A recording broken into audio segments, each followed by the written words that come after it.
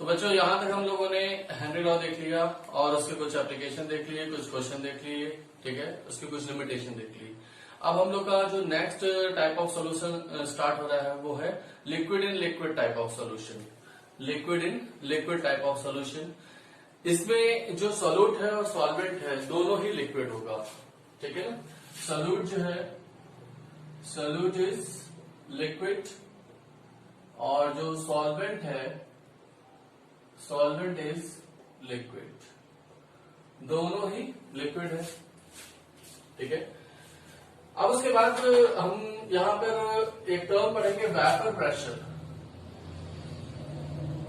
Vapour pressure, जैसा कि हम लोगों ने वेपर प्रेशर पहले भी देख रखा है स्टेट ऑफ मैटर में। वेपर प्रेशर क्या होता है कि सर हमारा एक लिक्विड एक कंटेनर में रखा हुआ है जो कि क्लोज कंटेनर है। उस कंटेनर में शुरुआती दौर में क्या होगा, इवापोरेशन की रेट ज्यादा होगी और कंडेंसेशन की रेट कम होगी। लेकिन जब इनमें इक्विलिब्रियम एस्टैब्लिश हो जाए, जब इनमें इक्विलिब्रियम एस्टैब्लिश हो जाए तो उस समय वेपर जितना प्रेशर लगा रही है उसी प्रेशर को हम लोग नाम देते हैं वेपर प्रेशर का।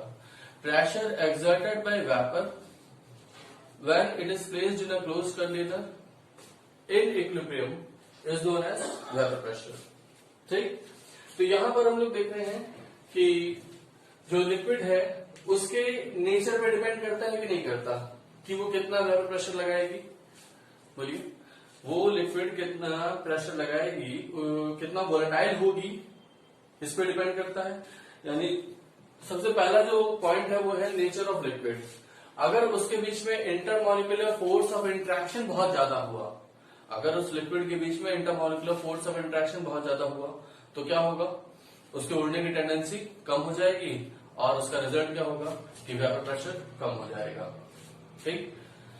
दूसरा हम लोग दूसरे वे में बोल सकते हैं कि sir boiling point of liquid, अगर वो किसी लिक्विड का बॉइलिंग पॉइंट बहुत कम है तो वो जल्दी अचीव हो जाएगा और उसकी वेपर ज्यादा उड़ेगी, ठीक। और दूसरा लिक्विड है जिसका बॉइलिंग पॉइंट बहुत ज्यादा है तो वो देर में अचीव होगा तो उसकी वेपर भी कम बढ़ेगी।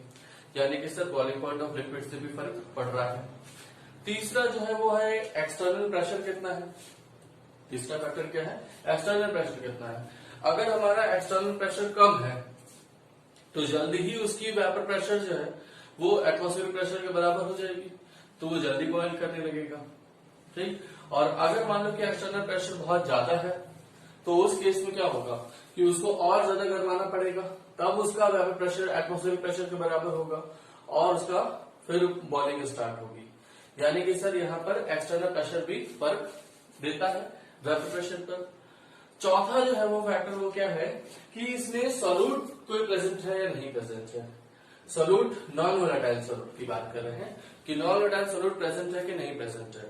अगर वो नॉन वोलेटाइल सॉल्यूट प्रेजेंट होगा तो वो उसकी उड़ने में क्या करेगा, हिंड्रेंस कॉज करेगा, क्योंकि सरफेस पे कुछ ना कुछ मोशन वो भी ऑक्यूपाई कर लेगा जिसकी वजह से हमारा जो लिक्विड मॉलिक्यूल है वो उड़ नहीं पाएगा।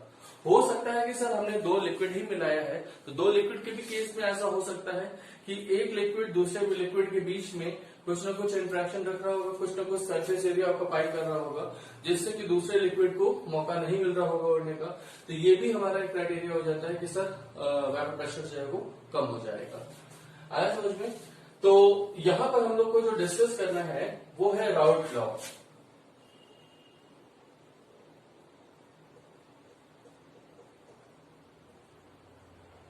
ठीक है, RAOULTS, राउट लॉ। राउट लॉ क्या कहता है भाई, इसके मुताबिक क्या है कि अगर हमने जैसे मान लो कि दो कंटेनर लिए, पहले इसमें भरा है लिक्विड ए, लिक्विड ए भरा हुआ है। यहां पर हमने दूसरा कंटेनर लिया जिसमें भरा हुआ है लिक्विड बी, ठीक है। अब लिक्विड ए जिस भी टेम्परेचर पे है वो अपना प्रेशर दे रहा है, उसको हमने P0A नाम दिया और यहां लिक्विड बी जो उड़ रहा है वो प्रेशर दिया उसने P0B। तो P0A और P0B जो है इसको हम लोग क्या बोलेंगे बेटा, P0A और P0B को हम लोग बोलेंगे original vapour pressure of A and B. ये ए और बी का ओरिजिनल वेपर प्रेशर है। लेकिन अब हमने क्या किया कि एक ही कंटेनर में दोनों लिक्विड को ले लिया, ठीक है। इसमें लिक्विड ए भी है और लिक्विड बी भी है। तो अब क्या होगा, दोनों ही उड़ रहे होंगे सर। तो अब जो प्रेशर आएगा उसको हमने पी और पीवी से दिखाया। यहां पी नॉट लगाया था जो कि ओरिजिनल कोड बता रहा है, और यहां पर हमने पी और पीवी लिखा। तो P and PB are called partial vapour pressure of A and B. A और बी का पार्शियल वेपर प्रेशर कहलाएगा। अब ये पार्शियल वर्ड जो है कुछ बच्चों को प्रॉब्लम करता है कि सर पार्शियल का क्या मतलब है। अब जैसे मान लो कि तुम एक गाड़ी को धक्का लगा के ले जा रहे हो, तो जो भी प्रेशर लगाया गया वो तुम्हारी वजह से लगाया गया। एक गाड़ी को मैं धक्का लगा के ले जा रहा हूँ, जो प्रेशर लगाया गया वो मेरी वजह से लगाया गया। तो ओरिजिनल प्रेशर मेरा और ओरिजिनल प्रेशर तुम्हारा क्या लाएगा, ये इट डजंट मैटर कि कौन ज्यादा तेजी से धक्का लगा के ले जा रहा है, इसी बात नहीं कर रहे।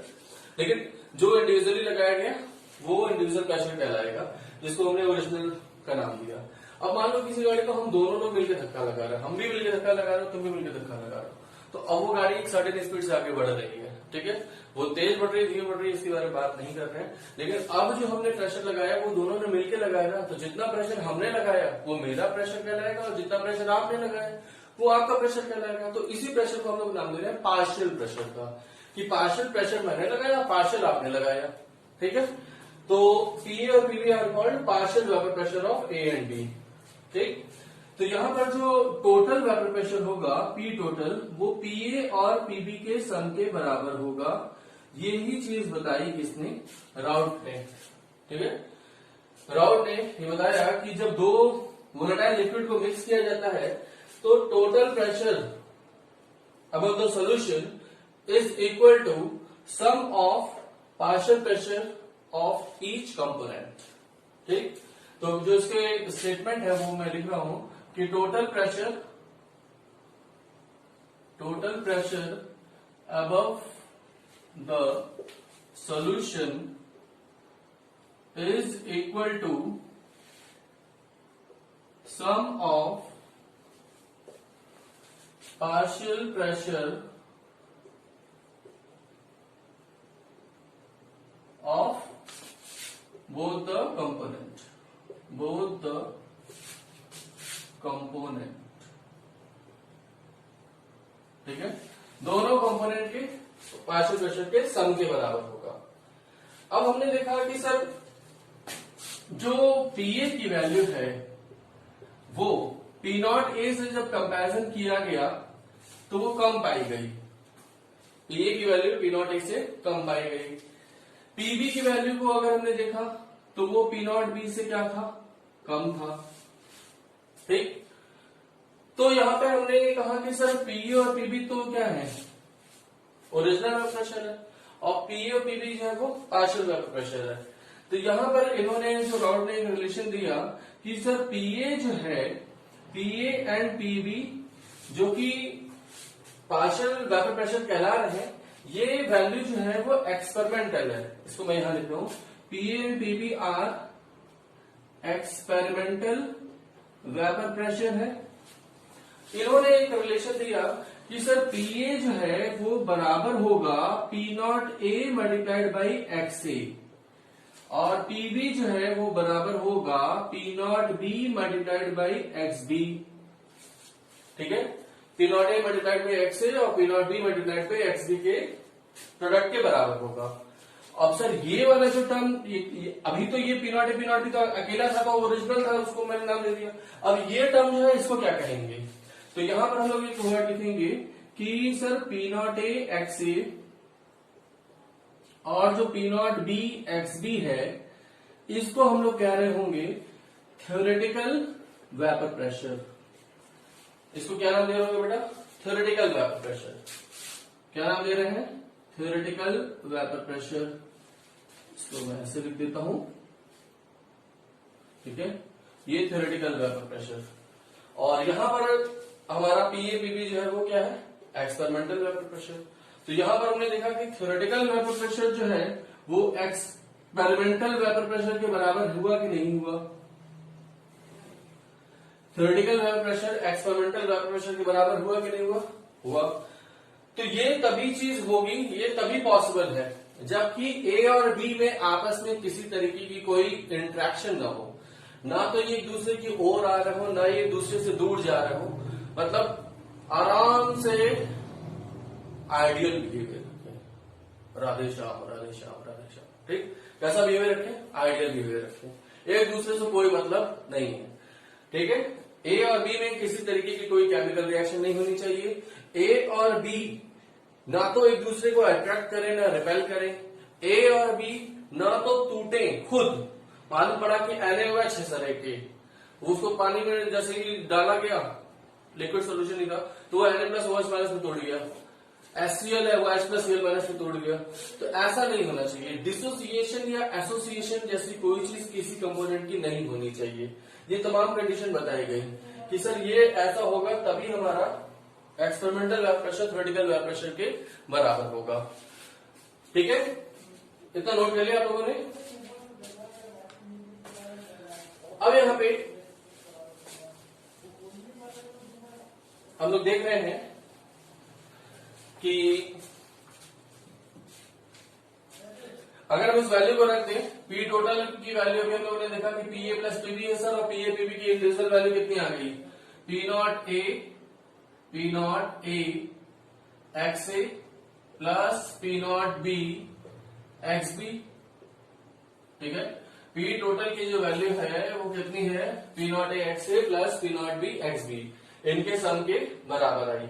अभी हम लोगों ने देखा ना कि पी टोटल क्या है भाई, पी टोटल मैं फिर से लिख दे रहा हूं, पी टोटल बराबर क्या लिखा हम लोगों ने, पीए प्लस पीबी लिखा था, ठीक है। और यहां पर पीए और पीबी की वैल्यू रख दिया, P naught A X A plus P naught B X B. यहां पर हम लोग जो राउंड ऑफ की डेफिनेशन लिखा हम लोगों ने कि sir total pressure above the solution is equal to the sum of partial pressure of both the components, ठीक है। एक और यहां पे हम लोग स्टेटमेंट बना सकते हैं कि sir partial vapour pressure of a component, partial vapour pressure किसी कंपोनेंट का इज इक्वल टू क्या है भाई, product of mole fraction of that component in liquid phase and its original vapour pressure. मैं पहले लिख दे रहा हूं फिर उसको मैं समझा दे रहा हूं, is equal to product of mole fraction of that component in liquid phase and its original vapor pressure, ठीक। क्या लिखा हम लोगों ने, पीए बराबर है sir P naught A X A के और पीबी बराबर है P naught B X B के। तो यहां पर एक्स ए और एक्स बी जो है, जो मोल फ्रैक्शन है इसका सम कितना होगा, 1 होगा। और X A and X B जो है इन्हीं को हम क्या बोल रहे हैं बेटा, इन्हीं को हमने बोला है, क्या बोला है, मोल fraction of that component in liquid phase, mole fraction in liquid, mole fraction in liquid solution, ठीक है। ये व्यापार में आप इनको ना खोजने की कोशिश करें, मतलब ये कहने का कि अगर मान लो कि एक्स और एक्स भी आप कंफ्यूज हो रहे हो कि व्यापार पे वाली मोल अगर कहीं दिया हुआ, मोल फ्रैक्शन दिया हुआ, तो उससे मतलब नहीं है। ये मोल फ्रैक्शन कौन सा है, जो लिक्विड में है, उससे मतलब है। तो x A plus X B बराबर 1 हो गया और यहाँ पर पी टोटल की वैल्यू ये आ गई। अब अगर हम चाहें तो एक्स ए और एक्स बी की टर्म यहां से रिप्लेस कर सकते हैं। अगर मान लो एक्स ए टर्म रिप्लेस करना चाहते हैं तो क्या लिख सकते हैं, 1 minus X B. X B term replace करना चाहते हैं तो क्या लिख सकते हैं, 1 माइनस एक्स ए। तो इससे भी हम लोग एक क्वेश्चन बनाएंगे क्योंकि उसकी जरूरत पड़ेगी हम लोग को न्यूमेरिकल सॉल्व करते वक्त। बहुत अच्छे अच्छे क्वेश्चन दिए हुए हैं, ठीक है, आप लोग सॉल्व करें। कुछ क्वेश्चन मैं भी करवाऊंगा जो आप लोग का फंसेगा, ठीक है। कुछ ऐसे क्वेश्चंस मैं करवाऊंगा तो यहां पर हम लोग इसमें रिप्लेस करके अगर हम लिखते हैं तो पी टोटल बराबर क्या लिखें बेटा, P naught A X A रहने दो और P naught B X B की जगह क्या लिख दे, 1 माइनस एक्स ए लिख दे। तो ये क्या हो जाएगा, P naught A X A plus P naught B minus P naught B X ए।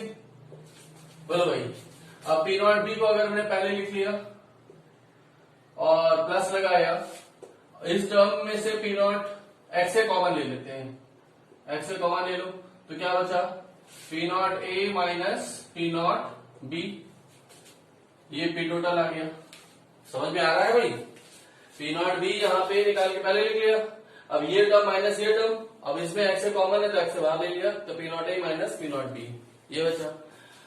तो ये एक रिलेशन बनाया हम लोगों ने जिसमें कि सर केवल एक ही कंपोनेंट का मोल फ्रैक्शन है, एक ही कंपोनेंट का मोल फ्रैक्शन है और यहाँ पी नॉट बी है। उसी तरीके से एक और बना सकते हैं कि सर यहाँ पे हम एक्स के वैल्यू को रिप्लेस करें, तो हम लोग दूसरे इक्वेशन बनाने जा रहे हैं। तो पी नॉट ए एक्स की वैल्यू को रिप्लेस करोगे तो 1 माइनस एक्स बी लिखोगे बेटा, और प्लस क्या लिखें, P naught B X B, दोनों में ही रिप्लेस मत कर देना, ठीक है।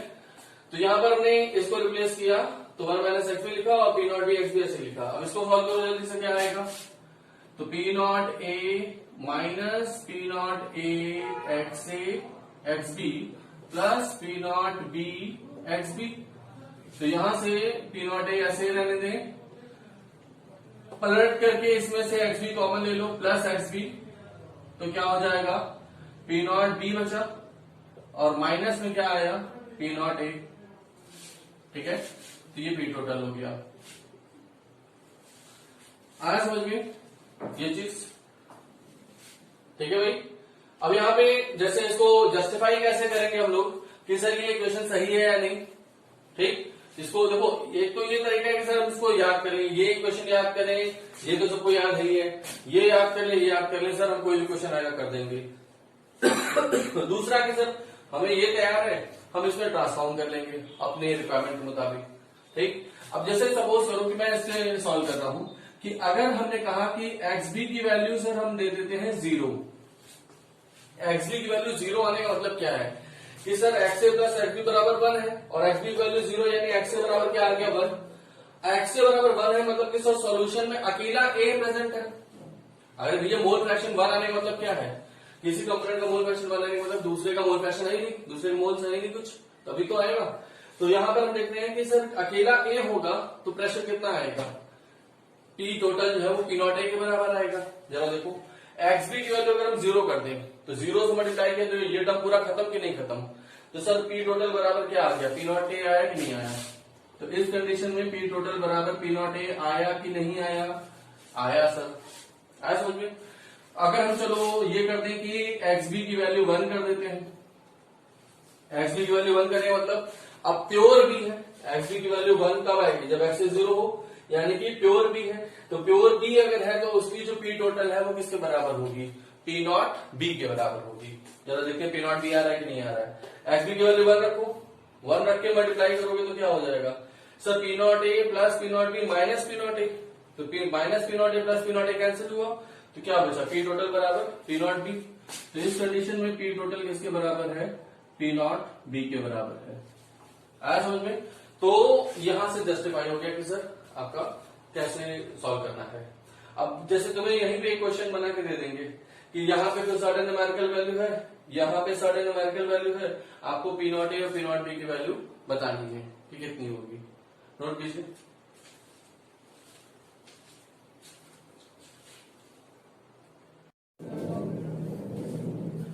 अब इसके आगे हम लोग बढ़ते हैं, यहां पर हम लोगों ने देख लिया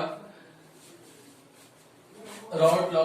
तो राउट लॉ के मुताबिक हमने देखा कि पी ए बराबर है sir P naught A X A के और पी बी बराबर है P naught B X B की। ये चीज है कि नहीं है, ठीक है। अब यहां पे हम लोग एक डॉल्टन्स लॉ लगाए क्योंकि सर हमारा जो लिक्विड है ए और बी का, ये जब वेपराइज कर रहा है तो वेपर फेज में भी हमारे कुछ वेपर में मोल वगैरह होंगे, और वहां पे भी हम लोग जो वो प्रेशर जो ऑब्जर्व कर रहे हैं पीए, वो सॉल्यूशन में थोड़ी ना ऑब्जर्व कर रहे हैं, वो तो वेपर में ही कर रहे हैं। तो डाल्टन ने ये बताया कि डाल्टन लॉ में क्या था बताओ, कि partial pressure of a component is equal to mole fraction of that component multiplied by P total. ये चीज था कि नहीं था? ठीक है, तो यहां पर हम लोग अगर पार्शियल प्रेशर ऑफ ए निकाल रहे हैं और उसके लिए ये चीज सॉल्व करें तो हम लोग क्या लिख सकते हैं बेटा, कि पार्शियल प्रेशर ऑफ ए किसके बराबर होगा, मोल फ्रैक्शन किस में आएगा, वेपर में आएगा।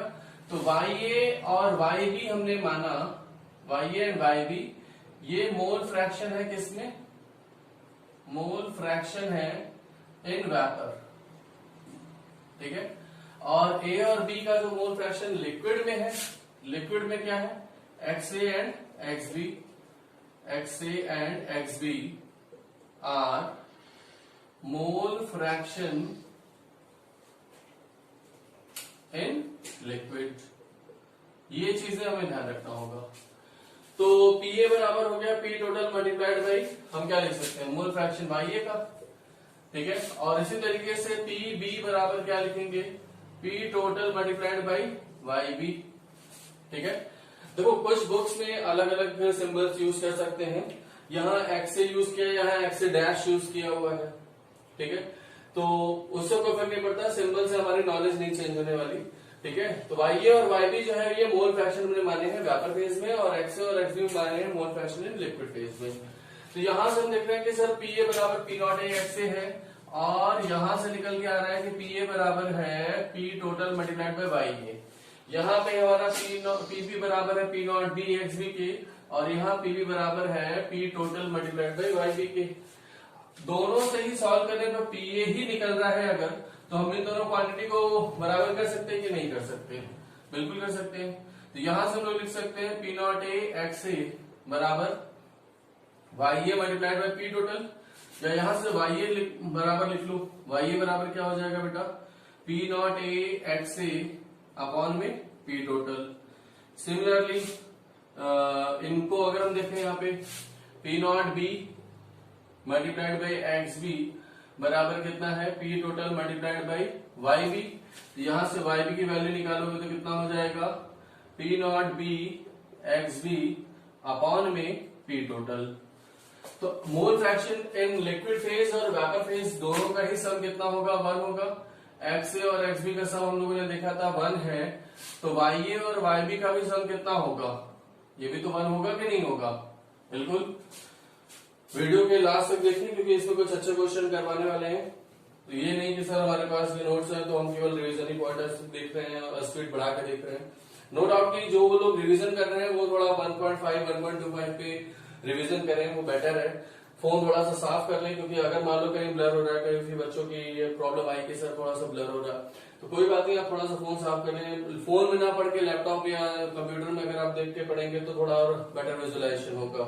ठीक है, अभी लॉकडाउन में थोड़ा सा हम आपकी मदद कर रहे हैं तो आप भी हमारी मदद करें। तो यहां से हमने देखा कि YA और YB का सम भी कितना है, 1 है। YA और YB का सम भी कितना है, 1 है। तो यहाँ पे हम वैल्यू प्लेस कर दें तो हम क्या लिख सकते हैं बेटा, P not A XA upon में P total plus P not B XB upon में P टोटल बराबर कितना आ गया, 1। बोलो, और P टोटल बराबर हम लोग तो जानते ही है, यहां से P टोटल कॉमन लेके उधर ले आओ तो फिर क्या आ रहा है कि P टोटल बराबर हो जा रहा है P नॉट A XA, वो तो वही रहेगा, और plus P not B XB। ठीक है, तो ये टर्म तो हम लोग जानते ही हैं, ये टर्म तो हम लोग जानते ही हैं। अब यहाँ पे अगर हम लोग देख रहे हैं कि सर यहां से XA के टर्म वैल्यू निकालें YA के टर्म में, तो क्या इक्वेशन बनेगी। ठीक है, इसको मैं यहां सॉल्व कर दूं। XA बराबर क्या लिखेंगे बताइए, XA बराबर हो जाएगा YA multiplied by P total upon में P नॉट A। ठीक, यहां से XB बराबर क्या हो जाएगा, YB multiplied by P total upon में P नॉट B। और हम जानते हैं कि XA और XB का सम कितना होगा, x A plus X B का सम भी हमारा कितना है 1 है। तो एक्स ए और एक्स बी की वैल्यू रख दो, तो Y A multiplied by P total upon में P naught A plus Y B multiplied by P total upon में पी नॉट बी बराबर 1। या यहां से पी टोटल हम इधर ले जाएं तो क्या लिख सकते हैं, वाई ए अपॉन में P naught A plus Y B upon में P naught B. P total common ले लिया और कॉमन को उधर ले जाओ तो 1 अपॉन में पी टोटल लिख सकते हैं। बोलो भाई, तो ये वाली एक इक्वेशन बनी, P total P naught A P naught B और मोल फ्रैक्शन इन वेपर के टर्म में। और ये वाली इक्वेशन है P total P naught A P naught B mole fraction in liquid. तो ये अगर आपको जितनी ये वाली इक्वेशन मैं कहूंगा कि याद करके रखें, क्योंकि अगर ये वाला डेटा दिया हुआ तो सीधे हम इसमें प्लेस करेंगे और अगर इस इक्वेशन का डेटा दिया हुआ तो सीधे उसमें प्लेस कर देंगे। आया समझ में? तो हो जाएगा हर तरीके से सॉल्व। बोलो बेटा, नोट करो इसको।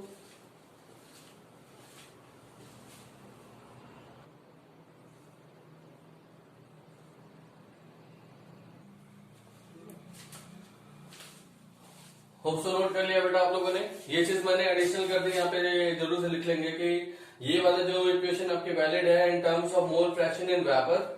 मोल फ्रैक्शन जब वेपर वाला दिया होगा तब, और ये वाली इक्वेशन वैलिड होगी जबकि मोल फ्रैक्शन इन लिक्विड है तब के लिए। अब उसके बाद हम लोग देख रहे हैं कि अभी हम लोगों ने जो इक्वेशन बनाया कि वाई ए बराबर क्या लिखा हम लोगों ने, P naught A X A upon में पी टोटल लिखा था। तो पी टोटल की वैल्यू अगर रख दें तो वो क्या हो जाएगा, P naught A X A plus P naught B X B. ये टर्म आएगा कि नहीं आएगा? अब अगर हम लोग यहां से इसको रेसिप्रोकेट करें कि 1 अपॉन वाई ए लिखें तो ये क्या हो जाएगा, P naught A X A plus P naught B X B upon में P naught A X A. अब अगर हमने इसको इंडिविजुअली लिखा तो 1 plus P naught B X B upon में P naught A X A लिख सकते कि नहीं लिख सकते? तो हो सकता है कि sir y is equal to M X plus C से यहाँ पे ग्राफ बनवा ले आपसे, ठीक है ना। तो y is equal to M X plus C से यहां से ग्राफ बना ले तो वो भी सॉल्व हो जाएगा।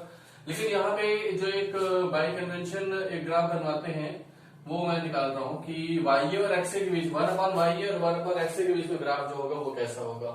तो एक्स बी टर्म जो है वो हमें यहां से एलिमिनेट करना पड़ेगा। तो हम लोग क्या लिखेंगे, P naught B 1 minus X A लिख दे, अपॉन में क्या हो गया बेटा, P naught A X A. अब उसके बाद क्या करें सर, इंडिविजुअली देख लेते हैं। तो पी नॉट बी अपॉन में क्या हो जाएगा, P naught A X A, और यहां पे क्या हो जाएगा, अंदर जब मल्टीप्लाई करेंगे तो minus P naught B X A upon में पी नॉट ए एक्स ए। तो ये एक्स ए से एक्स ए कैंसिल हो गया। तो यहां से क्या बचा, 1 अपॉन वाई ए बराबर 1 प्लस, या इस टर्म को इधर लिखते हैं इस टर्म को इधर लिखते हैं, तो 1 minus P naught B upon में P naught A plus P naught B upon में P naught A X A. ये चीज लिख सकते हैं कि नहीं लिख सकते? अब इसको अगर हम लोग मल्टीप्लाई करके लिखें तो P naught A minus P naught B upon में पी नॉट ए, ये टर्म हो जाएगा, plus P naught B upon में पी नॉट ए, और इसको मल्टीप्लाई करके अगर हम लोगों ने लिखा 1 अपॉन एक्स से तो कोई दिक्कत तो नहीं है। बोलो भाई, मल्टीप्लाइड बाई 1 अपॉन एक्स से, यहां पे आ गया 1 अपॉन वाई। तो यहां से हम देख रहे हैं कि y is equal to M X plus C से अगर हम लोगों ने इस ग्राफ को देखा, ये मानते हुए कि सर यहां पर हमारा ये चीज एज्यूम किया हुआ है कि पी नॉट ए की वैल्यू ज्यादा है पी नॉट बी से, ये मानते हुए, क्योंकि तभी ये वैल्यू पॉजिटिव आएगी, ठीक है ना। तो इंटरसेप्ट जो है वो आपका पॉजिटिव है कि नहीं है। तो यहां से अगर हम लोग ग्राफ देखें तो ग्राफ कैसा दिख रहा है बेटा, ग्राफ कैसा दिख रहा है, यहां 1 अपॉन वाई ए रखता है 1/y ये mx में m की वैल्यू तो ये हो गई, x कितना हो गया 1/x। ये लिक्विड में मोल फ्रैक्शन ऑफ ए है और ये वेपर में मोल फ्रैक्शन ऑफ ए है। इंटरसेप्ट आपका इतना है और स्लोप कितना आया, इंटरसेप्ट पॉजिटिव आ रहा है P naught A minus P naught B upon में पी नॉट ए, ये इंटरसेप्ट हो गया। और m जो है स्लोप वो कितना हो जाएगा, m बराबर है पी नॉट बी अपॉन में P naught A, P naught B upon में पी नॉट ए, ये क्या हो गया m। आया समझ में? तो यहां तक ये सारी चीजें हो गई। अब उसके बाद अगर हमने कहा कि सर जो आपने ये माना है कि पी नॉट ए की वैल्यू ज्यादा है पी नॉट बी से, तब ये है ना। अगर मान लो कि मेरे क्वेश्चन में ऐसा है कि पी नॉट ए की वैल्यू कम है और पी नॉट बी की वैल्यू ज्यादा है, तो पी नॉट ए कम हो जाए पी नॉट बी ज्यादा हो जाए तो ये वैल्यू निगेटिव आएगी। निगेटिव आने का मतलब कि इंटरसेप्ट क्या होगा, नेगेटिव होगा। ग्राफ तो ऐसे ही खींचेंगे। तो उस केस में भी हम लोग सॉल्व कर लेंगे कि 1/y 1 में एक्स ए के साथ ग्राफ है, इंटरसेप्ट कहीं नीचे से होगा और फिर ये ऐसे जाएगा। ठीक है, अब इसकी वैल्यू कितनी होगी, तो यही क्वांटिटी आएगी लेकिन बस नेगेटिव में आएगी, बोलो भाई। और यहाँ पे स्लोप वगैरह जो है वो दे रहेगा m बराबर पी नॉट बी अपॉन में पी नॉट ए। ठीक, कुछ इंस्टीट्यूट के पैकेज में ये चीज गलत दी हुई है, तो इसको आप लोग अगर अपने पैकेज में से मिलाएंगे तो आप लोग करेक्ट कर लेंगे। यहाँ पी नॉट बी अपॉन में पी नॉट ए ना करके पी नॉट ए अपॉन में पी नॉट बी कहीं दिया हुआ है। ठीक है, तो इस चीज को आप करेक्ट कर लेंगे, हो जाएगा। नोट करें।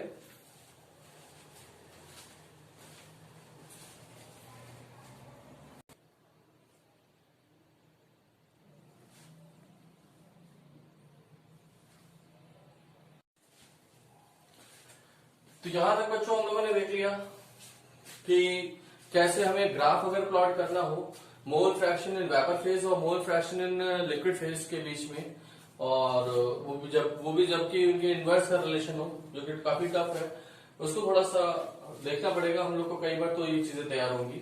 अब उसके बाद हम लोग नेक्स्ट देख रहे हैं कि सर अगर कोई सोल्यूशन राउट लॉ को फॉलो करता है, राउट लॉ हम लोगों ने देखा कि पी टोटल जो है, पी टोटल बराबर है किसके, P naught A X A और P naught B X B के। ठीक है, जहां पर पी ए बराबर हमने देखा कि P naught A X A आता है और पी बी बराबर P naught B X B आता है। इसको मैंने बताया कि ये एक्सपेरिमेंटल वैल्यू है, एक्सपेरिमेंटल वैल्यू है, या इसी को हम लोग ऑब्जर्व वैल्यू भी बोलते हैं। ठीक है, ऑब्जर्व वैल्यू। इस बात को थोड़ा सा ध्यान रखना है कि बच्चे थोड़ा सा कंफ्यूज हो जाते हैं कि सर एक्सपेरिमेंटल वैल्यू कौन सी होती है, थ्योरेटिकल वैल्यू कौन सी होती है, ऑब्जर्व कौन सा होता है, कैलकुलेटेड कौन सा होता है, और उसके साथ साथ एक और टर्म यूज किया जाता है नॉर्मल वैल्यू और एबनॉर्मल वैल्यू। ठीक है, ये थोड़ा सा इनमें बच्चे कंफ्यूज रहते हैं, तो इसको मैं यहाँ पे क्लैरिफाई करता हूं, थोड़ा सा समझने की कोशिश करेंगे कि अगर आप अपने क्लासरूम में बैठ करके कुछ वैल्यू निकाल रहे हैं, ठीक, तो कुछ पढ़ा लिखा है तभी वैल्यू किसी क्वेश्चन की सॉल्व करके निकाल रहे हैं, या फिर हम बगैर पढ़े लिखे भी हम लोग क्वेश्चन सॉल्व कर लेंगे। ठीक है, तो हम लोग देख रहे हैं कि कुछ सर्टेन डेटा हमारे पास अवेलेबल, सर्टेन फॉर्मूला अवेलेबल है, उसके बेसिस पे हम लोगों ने सॉल्व किया। किसी एक क्वेश्चन को 50 बच्चों ने मिलकर सॉल्व किया और 50 का आंसर सेम आएगा या अलग अलग आएगा। अगर सही सॉल्व कर रहे हैं, तो सही सॉल्व कर रहे हैं सारे बच्चे, तो आंसर सबका क्या आएगा, सेम आएगा। तो जब सेम आया तो उसको हम एक नॉर्मल वैल्यू बोले या एब नॉर्मल वैल्यू बोले। जो सभी का आए वो क्या है, नॉर्मल है, और सबका अलग अलग आए तो वो क्या होगा, एब नॉर्मल। ऐसा कब होगा, जब हम एक्सपेरिमेंट करने जाए। अब उसी डेटा को अगर हम लोगों ने पर्टिकुलर कोई टाइटेशन करके या कोई केमिस्ट्री के लैब में गया, वहां कोई एक्सपेरिमेंट करके हम लोगों ने उस डेटा को निकाल रहे हैं, तो सबकी वैल्यूज क्या आएंगी, अलग अलग आएंगी। अलग अलग आने की वजह से हम उनको क्या बोलेंगे, एबनॉर्मल वैल्यू, क्योंकि सबकी वैल्यू अलग अलग आई। ठीक है, वो जो है एबनॉर्मल कहलाया, वो एक्सपेरिमेंटल वैल्यू कहलाएगा। ठीक है, और क्लासरूम में जो आपने सबने एक ही आंसर निकाला और वो वैल्यू क्या आई सबकी, नॉर्मल वैल्यू, और उसमें कुछ ना कुछ थ्योरी लगाया, तभी तो निकाला, तो वो थ्योरेटिकल है, और कैलकुलेट किया सबने बैठ के, तो तीनों चीज रिलेट हुई कि थ्योरी लगा के अगर कोई वैल्यू निकाल रहे हो तो वो थ्योरेटिकल वैल्यू है या फिर कैलकुलेटेड वैल्यू है, और इसी को हम लोगों ने क्या बोला, नॉर्मल वैल्यू, क्योंकि सबका आंसर सेम आएगा। लेकिन वही एक्सपेरिमेंट करने गए, तो एक्सपेरिमेंट कर रहे होगे तो आंख खोल के एक्सपेरिमेंट करोगे या बंद करके, जाहिर सी बात है। तो वहां पे हम लोग आंख खोल के एक्सपेरिमेंट करते हैं, तो उसी को वैल्यू को क्या बोलते हैं हम लोग, ऑब्जर्व वैल्यू, ऑब्जर्व कर रहे हैं, ऑब्जर्व करके हम लोगों ने निकाला, तो एक्सपेरिमेंटल वैल्यू को हम लोग बोलते हैं ऑब्जर्व वैल्यू, जो कि सबकी डिफरेंट आ सकती है, इसलिए वो क्या है आपकी एबनॉर्मल वैल्यू। आया समझ में? तो अगर हमारा थ्योरेटिकल वैल्यू और ऑब्जर्व वैल्यू दोनों बराबर है तो ये सॉल्यूशन क्या है, आइडियल सॉल्यूशन है। रॉड लॉ ने बताया कि अगर कोई जो है सॉल्यूशन रॉड लॉ को फॉलो करता है तो वो सॉल्यूशन कैसा होगा, आइडियल सॉल्यूशन होगा। तो यहां पे हम लोग लिखेंगे कि एक्सपेरिमेंटल वैल्यू अगर थ्योरेटिकल वैल्यू के बराबर हो जाए देन सॉल्यूशन जो है वो कैसा है, then solution is ideal solution. कैसा है बेटा सॉल्यूशन, आइडियल सॉल्यूशन है। ठीक है, अब उसके बाद ऐसा कब होगा, जबकि अगर हम बात करें कि सर इंटरेक्शन की, इंटरेक्शन बिटवीन ए मॉलिक्यूल के बीच में, बी मॉलिक्यूल के बीच में, ठीक है, इंटरेक्शन बिटवीन ए मॉलिक्यूल और बी मॉलिक्यूल, वो ही इंटरेक्शन हमारा किसके बीच में है, ए और बी मॉलिक्यूल के बीच में है। इंटरेक्शन बिटवीन ए बी वो सब बराबर है किसके, interaction between A and B, तो हम उसको कहेंगे कि ये आइडियल सॉल्यूशन है। ए के बीच में जो इंटरेक्शन है वही इंटरेक्शन किसके बीच में है, बी के बीच में है, और वही इंटरेक्शन ए बी के बीच में है। तो किसी तरीके का एसोसिएशन डिसोसिएशन नहीं हो रहा होगा ऐसे केस में, बोलो भाई। तो सबसे इंपॉर्टेंट पॉइंट ये हो गया। अब उसके बाद अगर हम कहें कि 10 लीटर सर हमने ए का मिलाया और 10 लीटर हमने बी का मिलाया, तो नेट वॉल्यूम कितना होगा, नेट वॉल्यूम जो हो जाएगा वो हो जाएगा 20 लीटर। ठीक है ना, तो फाइनल वॉल्यूम जो है सर वो 20 है, और इनिशियल वॉल्यूम कितना है बेटा, वो भी 20 है। तो डेल्टा वी मिक्सिंग क्या आया, delta we mixing final minus initial जब हम लोग करेंगे तो वैल्यू क्या आएगी, 0 आएगी। तो डेल्टा वी मिक्सिंग जो होगा वो 0 होगा। अब अगर सोचो कि सर ए और बी को मिलाया गया और ए बी के बीच में इंटरेक्शन की बात कर रहे हैं, तो जो इंटरेक्शन यहाँ है वही इंटरेक्शन यहाँ है और वही इंटरेक्शन यहाँ है, अगर तो ऐसे केसेस में हम लोग कह सकते हैं कि जो एंथैल्पी आपने पुराने इंटरेक्शन तोड़ने में लगाई, क्योंकि वो एंडोथर्मिक प्रोसेस है, और नए इंटरेक्शन जो है जो फॉर्म हो रहे हैं उनके बीच में उतनी ही एनर्जी रिलीज हो रही है। तो डेल्टा एच मिक्सिंग की वैल्यू क्या आएगी, डेल्टा एच मिक्सिंग की वैल्यू क्या आएगी, वो भी 0 होगी, क्योंकि जो आपने फाइनली, देखो एच फाइनल इसको लिख देते हैं, एच फाइनल और माइनस एच इनिशियल, बल्कि डेल्टा लगाए तो ज्यादा सही है, समेशन होता है ये, delta H not final minus delta H not initial, और इसकी वैल्यू क्या हो गई, 0। यानी कि सर जितना एंथैल्पी आपने पुराने इंटरेक्शन को तोड़ने में लगाई उतनी ही नए में फॉर्म होते वक्त निकली। तो जो कुछ भी है सब कुछ वैसे ही था, तो एनर्जी में चेंज भी क्या आया, 0, न तो नेट एंडोथर्मिक न एक्सोथर्मिक। तो डेल्टा एच मिक्सिंग की वैल्यू 0, डेल्टा वी मिक्सिंग की वैल्यू 0। अब उसके बाद अगर हमने कहा कि सर सपोज करो कि एक कंटेनर है जिसमें ए के ही मॉलिक्यूल है ढेर सारे, ठीक है, ए के ही मॉलिक्यूल है ढेर सारे, और यहां पर हमारे बी के मॉलिक्यूल है ढेर सारे, ठीक है, बी के मॉलिक्यूल है। तो यहां जो भी रैंडमनेस होगी अपनी, और यहां जो भी रैंडमनेस होगी, अब अगर हमने कहा कि इन दोनों को मिला करके हमने एक ही कंटेनर में रख दिया, ए और बी दोनों साथ में आ गए, तो ए के भी ढेर सारे मॉलिक्यूल हैं और बी के भी ढेर सारे मॉलिक्यूल हैं। तो अब बताओ क्या होगा, हम लोग ये चीज थर्मोडायनामिक्स में देख के आ रहे हैं कि सर गैसेस को मिला लेते हैं अगर तो रैंडमनेस बढ़ती है, दो गैसेस की मिक्सिंग से रैंडमनेस बढ़ती है। तो सर यहां पर तो हमने दो सोल्यूशन मिला दिया, तो रैंडमनेस बढ़नी ही बढ़नी है। ये समझ में आ रहा है कि नहीं आ रहा है कि रैंडमनेस बढ़ेगी कि नहीं बढ़ेगी। मान लो कि सर हमारा सोल्यूशन ए का है, उसमें से हमने 5 ml निकाले और 5 ml में 10 मोल हमें ए के मिल रहे हैं, तो जितनी बार भी आप 5 ml निकालोगे 10 मोल ए का ही मिलेगा या कुछ और मिलेगा? ए का ही मिलेगा। यहां से 5 ml निकाल रहे हो, 10 मोल बी के मिल रहे हैं, तो जितनी बार भी निकालोगे 10 मोल बी के ही मिलेंगे। अब अगर मान लो कि ये मिला दिया सर, अब हम इसमें से 5 ml निकालें तो 10 मोल ए के होंगे क्या, या 10 मोल बी के होंगे? नहीं, ए और बी का मिक्सचर होगा। क्या वो मिक्सचर हमेशा सेम आ रहा है या अलग अलग आ रहा है? तो मिक्सचर भी अलग अलग आ रहा है सर। कई बार एक्सपेरिमेंट किया तो हो सकता है 2-4 बार रिजल्ट सेम मिले कि यार इस बार रिजल्ट सेम आया और 10वीं बार रिजल्ट सेम आया था, लेकिन यहाँ पर हम देख रहे हैं कि हर बार रिजल्ट अलग अलग आ रहा है। उसी 10 ml में मॉलिक्यूल ए के ज्यादा मिल रहे हैं, बी के ज्यादा मिल रहे हैं, कभी एक आध बार ऐसा हुआ कि दोनों बराबर हो गए। ठीक है ना, तो इसका मतलब क्या है, रैंडमनेस बढ़ी या नहीं बढ़ी? रिजल्ट हर बार अलग अलग आने का मतलब क्या है, रैंडमनेस बढ़ी या नहीं बढ़ी? कभी भी रिजल्ट कुछ भी आ जा रहा है तो रैंडमनेस बढ़ गई है। तो एस फाइनल की वैल्यू हमेशा ही क्या होगी बेटा, एस फाइनल की वैल्यू ज्यादा होगी एस इनिशियल से, तो इस वजह से डेल्टा एस मिक्सिंग की बात करेंगे अगर हम लोग, तो ये वैल्यू क्या आएगी, पॉजिटिव आएगी। That is S final minus S initial जो करोगे वो वैल्यू क्या आएगी, पॉजिटिव आएगी। ठीक है, तो डेल्टा एस मिक्सिंग जो है वो पॉजिटिव आएगी। अब एक चीज और होता है delta G, delta G mixing क्या होगा, तो डेल्टा जी मिक्सिंग की वैल्यू भी हमेशा क्या होगी, नेगेटिव होगी।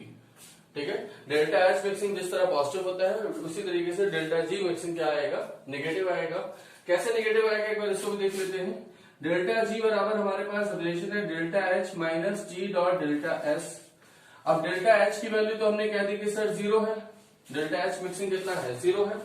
तो डेल्टा जी मिक्सिंग निकालते वक्त अगर हमने देखा कि डेल्टा एच मिक्सिंग 0 है और डेल्टा एच की वैल्यू क्या है, पॉजिटिव, तो डेल्टा जी मिक्सिंग क्या आएगा, डेल्टा जी मिक्सिंग आएगा नेगेटिव। ठीक है, तो ये दोनों चीज जो है वो किसी भी टाइप के सॉल्यूशन के लिए हो, ठीक है, ऑलवेज वैलिड, इसको हम लोग लिख देते हैं ऑलवेज वैलिड वेदर आइडियल और नॉन आइडियल, आइडियल और नॉन आइडियल, किसी के भी सिचुएशन में ये चीज हमेशा वैलिड होगी। ठीक है, डेल्टा एस मिक्सिंग की वैल्यू हमेशा ही पॉजिटिव आएगी और डेल्टा जी की वैल्यू नेगेटिव आएगी। हो गया, ये चीज नोट करें इसको।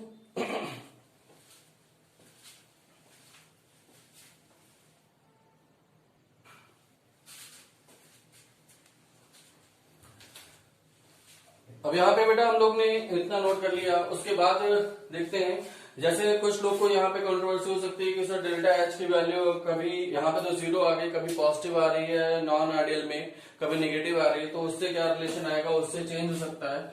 यहाँ पर हम लोग के पास एक और रिलेशन है जिसको हम लोगों ने देखा था कि डेल्टा जी बराबर minus T dot delta S, ये रिलेशन भी है। इससे भी हम लोग देख सकते हैं कि डेल्टा एस की वैल्यू तो हमेशा ही पॉजिटिव होगी मिक्सिंग पे, तो डेल्टा जी की वैल्यू क्या आएगी, नेगेटिव ही आएगी। ठीक है, वैसे वहां से भी आप सॉल्व करेंगे, जब न्यूमेरिकल डेटा रख के सारा सॉल्व करोगे तो आगे भी कहीं दिक्कत नहीं आएगी नॉन आइडियल में भी। लेकिन यहाँ से हम लोग का डायरेक्टली निकल आ रहा है कि T minus T delta S, delta S की वैल्यू पॉजिटिव ही होगी, तो ये वैल्यू हमेशा ही क्या आएगी, नेगेटिव आएगी।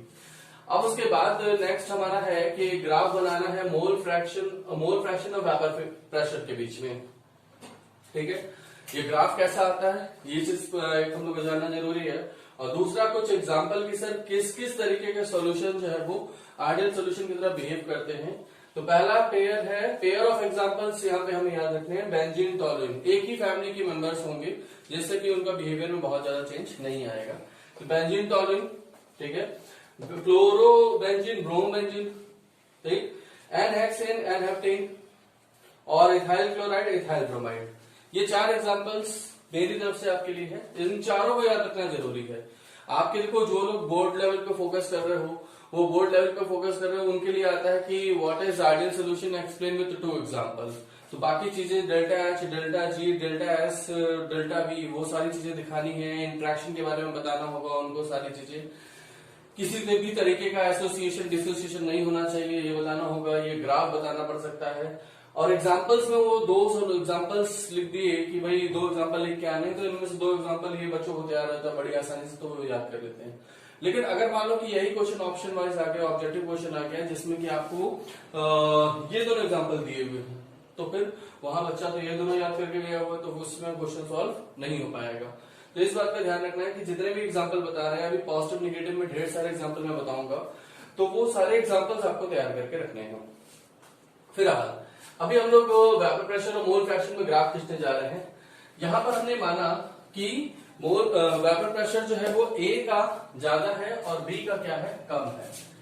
लेट वेपर प्रेशर P, या फिर हम वेपर प्रेशर ना लिखे, हम सीधे लिखे कि P नॉट A की वैल्यू ज्यादा है और P नॉट B की वैल्यू क्या है बेटा, कम है। तो P नॉट A ज्यादा होगा और P नॉट B कम है। यहां पर हम लोगों ने क्या किया कि मोल फ्रैक्शन जो है XA की वैल्यू रखी 1 और यहां XA की वैल्यू कर दिया 0। XA की वैल्यू कितना कर दिया बेटा, 0। अगर XA 1 है तो XB कितना होगा, 0, और यहां XB कितना हो जाएगा, 1। हम कह सकते हैं कि सर इस कंपोजिशन पे प्योर A है। अगर XA 1 और XB 0 है मतलब क्या है, प्योर A है। प्योर A का मतलब कि सर इस वर्टिकल लाइन पे जो वेपर प्रेशर वाली लाइन है इस पे प्योर A मिलेगा। प्योर A की कुछ पॉइंट मिलेंगे हमें, तो सपोज करो ये पॉइंट मिला प्योर A का, जिसको हमने नाम दे दिया P नॉट A। यहां आ जाओ, यहां पर हमारा XA की वैल्यू 0 और XB की वैल्यू 1 है। XB की वैल्यू 1 मतलब कि प्योर B, XB की वैल्यू 1 मतलब प्योर B। तो यहां कहीं लाइन हमें प्योर B की मिलेगी और प्योर B जो है वो P नॉट B होगा। P नॉट B की वैल्यू P नॉट A से ज्यादा है या कम है, तो इसको हम और ऊपर बनाए नीचे बनाए, तो सभी का आंसर आ रहा है कि सर नीचे बनाइए, क्योंकि P नॉट B की वैल्यू कम है और P नॉट A की वैल्यू ज्यादा है। अब उसके बाद बताएं कि सर जो हमारे पास रिलेशन हम लोगों ने निकाला कि P टोटल बराबर P नॉट A XA और P नॉट B XB है, या फिर PA बराबर अगर हम लोग बात करें P नॉट A XA है, या PB बराबर P नॉट B XB है। तो यहां पर अगर हम देख रहे हैं कि सर जो PA की बात कर रहे हैं आप, पार्शियल प्रेशर, अभी ये तो ओरिजिनल प्रेशर है सर, जबकि प्योर A है। अब अगर हमने कहा कि मोल फ्रैक्शन ऑफ A की वैल्यू अगर हम कम करते जाए, मोल फ्रैक्शन मैक्सिमम कितना होगा 1, अब उससे कम करते जाए, यानी इस तरफ शिफ्ट हो रहे हैं, तो इस तरफ से जब हम इस तरफ जा रहे होंगे तो मोल फ्रैक्शन A का कम होता जाएगा, तो जिससे PA की वैल्यू जो है वो कम आएगी या बढ़ी आएगी, बोलो कम आएगी, क्योंकि वो डायरेक्टली प्रोपोर्शनल है। जैसे जैसे x से कम करोगे PA क्या होता जाएगा, कम होता जाएगा। और जब हम x से 0 कर देंगे तो उस समय फाइनली यहाँ पे टच कर रहा होगा कि नहीं कर रहा होगा। तो यहां से हम देखते हैं कि सर कुछ ग्राफ ऐसे वैरी कर रहा होगा, ठीक है, PA का, कि PA की वैल्यू जो है सर वो कम होती जा रही है कॉन्टिन्यूसली, जिसको मैं यहाँ PA लिख देता हूं कि PA बराबर है sir P not A XA। और जैसे जैसे PA की वैल्यू कम होती XA की वैल्यू कम होती जा रही है, PA की वैल्यू भी क्या होती जा रही है, कम होती जा रही है। अब बात करते हैं सर PB की। PB के लिए रिस्पॉन्सिबल है XB। XB यहाँ 0 है तो PB की वैल्यू क्या होगी, 0, और XB की वैल्यू जैसे जैसे 1 की ओर अप्रोच कर रही होगी तो P नॉट B भी क्या हो रहा होगा, बढ़ता जाएगा। सॉरी, P नॉट B के पास पहुंचेगा, PB की वैल्यू P नॉट B के पास पहुंचेगी कि नहीं पहुंचेगी। जब इसको 1 कर दोगे तो उस समय ये दोनों बराबर हो जाएंगे। यानी कि सर यहाँ पे हम कह सकते हैं कि ये ग्राफ कुछ इस तरीके से जा रहा होगा। तो यहाँ पे हमें क्या मिल रहा है बेटा, PB मिल रहा है जो कि किसके बराबर है, P नॉट B XB के बराबर है। अब बात करते हैं सर P टोटल की। P टोटल जो कि इस दोनों के सम के बराबर आ रहा है, तो P टोटल की वैल्यू जो है वो कहां से कहां लाई करेगी, वो इन दोनों के बीच में लाई करेगी। P टोटल की वैल्यू इन दोनों के बीच में लाई करेगी, ठीक है। अब ये जो P टोटल है P not A XA plus P not B XB, इनके सम के बराबर है। जो P टोटल की वैल्यू हम लोग फाइंड कर रहे हैं, ये P टोटल की वैल्यू किस रेंज में लाई करेगी, P नॉट A से बड़ी आ जाएगी क्या, या P नॉट B से नीचे आ जाएगी। देखो इन दोनों का जो लेवल है, ये लेवल है इसका और ये लेवल है इसका, तो जो वैल्यू आएगी ये P नॉट B का लेवल है और ये P नॉट A का लेवल है, तो इन दोनों के बीच में ही तो आएगी। एक बात ध्यान रखना कि P नॉट B की जो वैल्यू है उससे बड़ी और P नॉट A की वैल्यू से छोटी। तो वैल्यू हम लोग यहाँ पे इसको लिख लेते हैं कि value of P total lies between P naught A and P naught B. इससे कभी ज्यादा नहीं होगा और इससे कभी कम नहीं होगा, ये बात को हमें ध्यान रखना है। या फिर आप ऑप्शन में भी जा सकते हो कि मान लो कि सर किसी फॉर्मूले बेस्ड क्वेश्चन आ गया, ठीक है, पी नॉट ए एक्स है, P naught B X B. अब उसमें आपसे पी नॉट ए की वैल्यू दिया है, पी नॉट बी की वैल्यू दिया है, एक्स और बी की वैल्यू दिया हुआ है और पी टोटल पूछा हुआ है। तो पी टोटल की एक ही वैल्यू है जो कि इन दोनों के बीच में लाई कर रही है। बाकी जितनी भी पी टोटल की वैल्यू लिखी हुई है या तो वो पी नॉट बी से कम है या तो वो पी नॉट ए से ज्यादा है, या तो वो पी नॉट बी से कम है या तो वो पी नॉट ए से ज्यादा है। तीन ऑप्शन तो ऐसे ही कैंसिल हो जाएंगे सर। बगैर सॉल्व किए हम बता सकते हैं कि पी टोटल की वैल्यू ये है। बढ़िया कॉन्सेप्ट है कि नहीं? अगर ये बात हमें ध्यान रहती है तो हम बगैर सॉल्व किए बता लेंगे कि नहीं बता लेंगे कि अगर हमारी पी टोटल की वैल्यू एक ही वैल्यू ऐसी है जो कि P naught A P naught B के बीच में लाई कर रही है तो सीधे ऑप्शन वही सही हो जाएगा सर। लेकिन अगर मान लो कि एक से ज्यादा वैल्यूज हैं जो कि दोनों के बीच में लाई कर रही हैं फिर तो सर सॉल्व करना पड़ेगा। आज हो गया, एग्जाम्पल जरूर तैयार होने चाहिए, ग्राफ जरूर तैयार होना चाहिए, ठीक, नोट कीजिए फटाफट।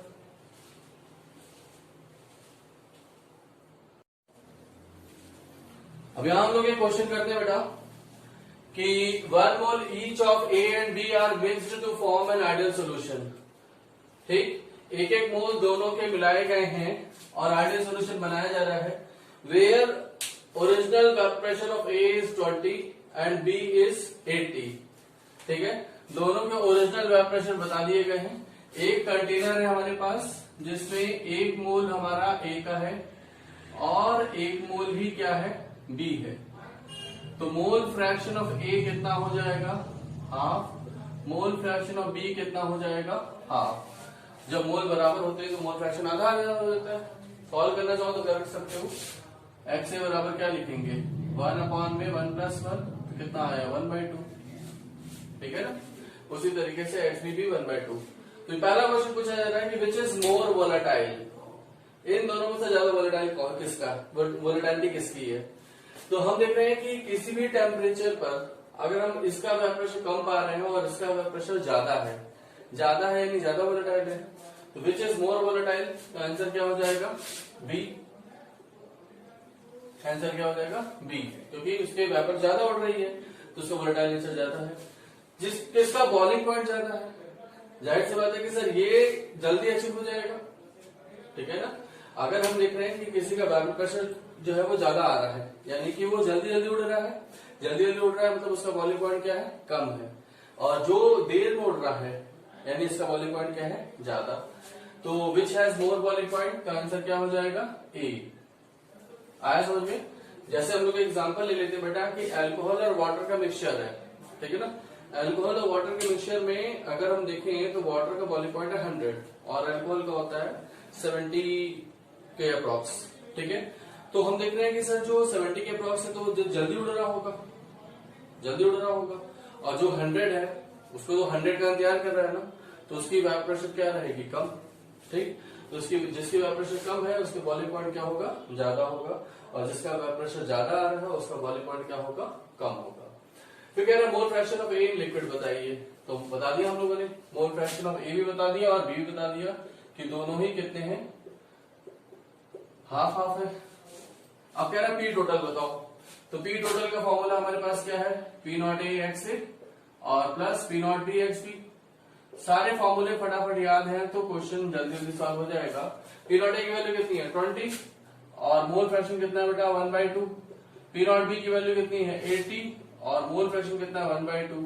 तो ये कटा 10 और ये कटा कितना आ जाएगा 40, तो ये कितना आ गया आंसर 50।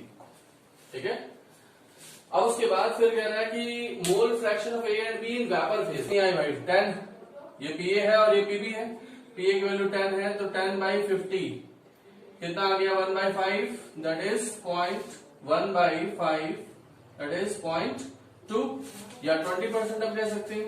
वाई भी निकाला जाए, वाई भी कितना है 40/50, तो ये कटा 4/5, 4/5 सॉल्व करोगे तो कितना आएगा 0.8। ठीक है, तो ये 0.2 और ये 0.8 दोनों जोड़े में 1 आ रहा है, यानी कि हम लोग क्या कैलकुलेशन सही जा रही है। तो mole fraction of A and B in vapour phase आ गया हम लोग का। फिर कह रहा है कि सर इसका मतलब क्या है समझ लो, इसको फिगर से समझाते हैं। जैसे मान लो कि हमारे पास पहला कंटेनर है, यहाँ पर हमारा मोल फ्रैक्शन ए का जो है वो कितना है बेटा 0.5, 1/2 है ना 0.5, और बी का कितना है ये भी 0.5 है। अब उसके बाद ये उड़े और यहाँ पर जो वाई आया है ये कितना आया है 0.2, और वाई भी कितना है 0.8। अब यहाँ पे कह रहा है कि if this vapour are condense into another container, इनको पकड़ो और इस वेपर को ले जाओ किसी दूसरे टाइप के कंटेनर में, दूसरे कंटेनर में, और इनको लिक्विफाई कर लिया गया। ठीक है, लिक्विफाई कर लिया गया। तो यहां पर जो आपका वाई था, अब वो एक्स से डैश, उसको रिप्रेजेंट वैल्यू सेम रहेगी, लेकिन बस वो लिक्विड में गया है तो इसलिए उसको हमने सिंबल चेंज कर दिया कि इसकी वैल्यू कितनी हो जाएगी 0.2, और एक्स बी डैश की वैल्यू कितनी हो जाएगी बेटा 0.8। समझ में आ रहा है? यहाँ पे एक बात ध्यान रखिए कि हमने जो मोल फ्रैक्शन को रिप्रेजेंट किया है लिक्विड में वो एक्स सिंबल से रिप्रेजेंट किया है, और वेपर में रिप्रेजेंट किया है वो वाई सिंबल से। अब ये वेपर जो है इसको अगर हम कंडेंस करके लिक्विड में बदले तो उसको फिर हम सिंबल क्या देंगे, एक्स ही दे रहे हैं ना, लेकिन यहाँ पे एक्स है तो इसको मैंने अलग से नाम दिया एक्स ए डैश और एक्स बी डैश, जो कि न्यूमेरिकल वैल्यू दोनों की सेम रहेगी, क्योंकि उसी लिक्विड को कंडेंस करके हमने यहाँ उसी वेपर को कंडेंस करके लिक्विड बनाया। अब फिर से अगर हम लोग यहाँ पे इसको वेपराइज करें, हालांकि ये क्वेश्चन हमारा हो गया, कह रहा है कि another container mole fraction of A and B in liquid, liquid में क्या मोल फ्रैक्शन होगा, तो 0.2 और 0.8 मोल फ्रैक्शन यही रहेगा। अब अगर मान लो कि इसी का आगे मैंने क्वेश्चन बनाया कि सर ये वेपर अगर दोबारा जनरेट कर रहा है तो अगेन मोल फ्रैक्शन वेपर में क्या आएगा, यानी वाई ए डैश की वैल्यू क्या आएगी और वाई बी डैश की वैल्यू क्या होगी। तो पी नॉट ए और पी नॉट बी क्या चेंज होने वाला है, वो तो नेचर ऑफ लिक्विड पर डिपेंड करता है, वो तो चेंज होने वाला नहीं है सर। तो फॉर्मूला हम लोग फिर से लगा देंगे कि P naught A X A dash upon में पी टोटल, तो पी टोटल का फॉर्मूला क्या हो जाएगा, P naught A X A dash plus P naught B X B dash. लिख रहा है भाई, वाई ए डैश बराबर P naught A X A dash upon में P naught A X A dash plus P naught B X B dash. तो value रखो फटाफट, P naught ए की वैल्यू कितनी है भाई 20, और ये कितना था भाई 0.2 अपॉन में 20 multiplied by 0.2 plus P naught B की वैल्यू कितनी है 80 है ना, और इसके लिए कितना आया वाई बी, तो ये हमारा 0.8 है 0.8। तो इसको जरा सॉल्व करो बेटा, तो ये पॉइंट से 0 कटा 4 अपॉन में 4 प्लस ये पॉइंट से 0 8 64, तो ये 4 अपॉन में कितना हो गया 68, बोलो भाई 4 अपॉन में 68। ठीक है, और उसके बाद वाई बी डैश अगर हम लोग निकालें तो कितना हो जाएगा, तो उसी तरीके से हम कर सकते हैं कि 64 अपॉन में 68 तो टोटल वैल्यू है, उससे तो डिवाइड करना ही है। ठीक है, जरा इनको सॉल्व करें, कितना आंसर आ रहा है बताएं फटाफट। इसको 4/68, तो ये आ रहा है अप्रोक्सीमेटली 6% के लगभग, और 64/68 सॉल्व करने पे आ रहा है 94% के लगभग। तो इसका क्या मतलब हुआ बेटा, इसका मतलब ये हुआ कि सर पहले की जो सिचुएशन थी अब वो सिचुएशन वैसी है या बदल गई, यानी कि सर अब ये सब नोट करिए हम लोगों ने, इसको रख कर रहा हूं मैं। तो यहां से हम लोग देख सकते हैं कि एक हो गया 6% और एक हो गया 94%, यानी कि यहाँ पर जो वाई ए है ये 6% हो गया, और वाई बी जो है ये कितना है 94% है। तो जाहिर सी बात है कि सर जिसका वेपर प्रेशर ज्यादा है उसके वेपर ज्यादा उड़ रहा होगा। यहाँ पर देखो जब दोनों के मोल फ्रैक्शन हमने बराबर बराबर रखे तो फिर तब भी उड़ने की टेंडेंसी किसकी ज्यादा है, बी की। तो बी के मोल अपने आप ही वेपर में क्या हो गए ज्यादा हो गए, और ए के क्या हो गए कम हो गए। अभी तो 20% 80% था, लेकिन जब इस 20% 80% को वापस लिक्विड बना के फिर से वेपर बनाने का मौका दिया गया, तो अब जो 20% था वो घट करके कितना हो गया 6%, और जो 80% था वो बढ़ करके कितना हो गया 94%। है? अब अगर हमने इसको वापस कंडेंस किया, इस वेपर को वापस कंडेंस करके हम तीसरे कंटेनर में ले जाएं, तो XA डबल डैश की वैल्यू कितनी लेंगे बेटा? 0.06 और XB डबल डैश की वैल्यू कितनी आ जाएगी? 0.94। 94% खोल दिया। हमारा P0 A P0 B की वैल्यू तो वही है, तो यहां से फिर से जब वेपर बनी तो इस वेपर में YA डबल डैश और YB डबल डैश की वैल्यू कैलकुलेट करें जरा।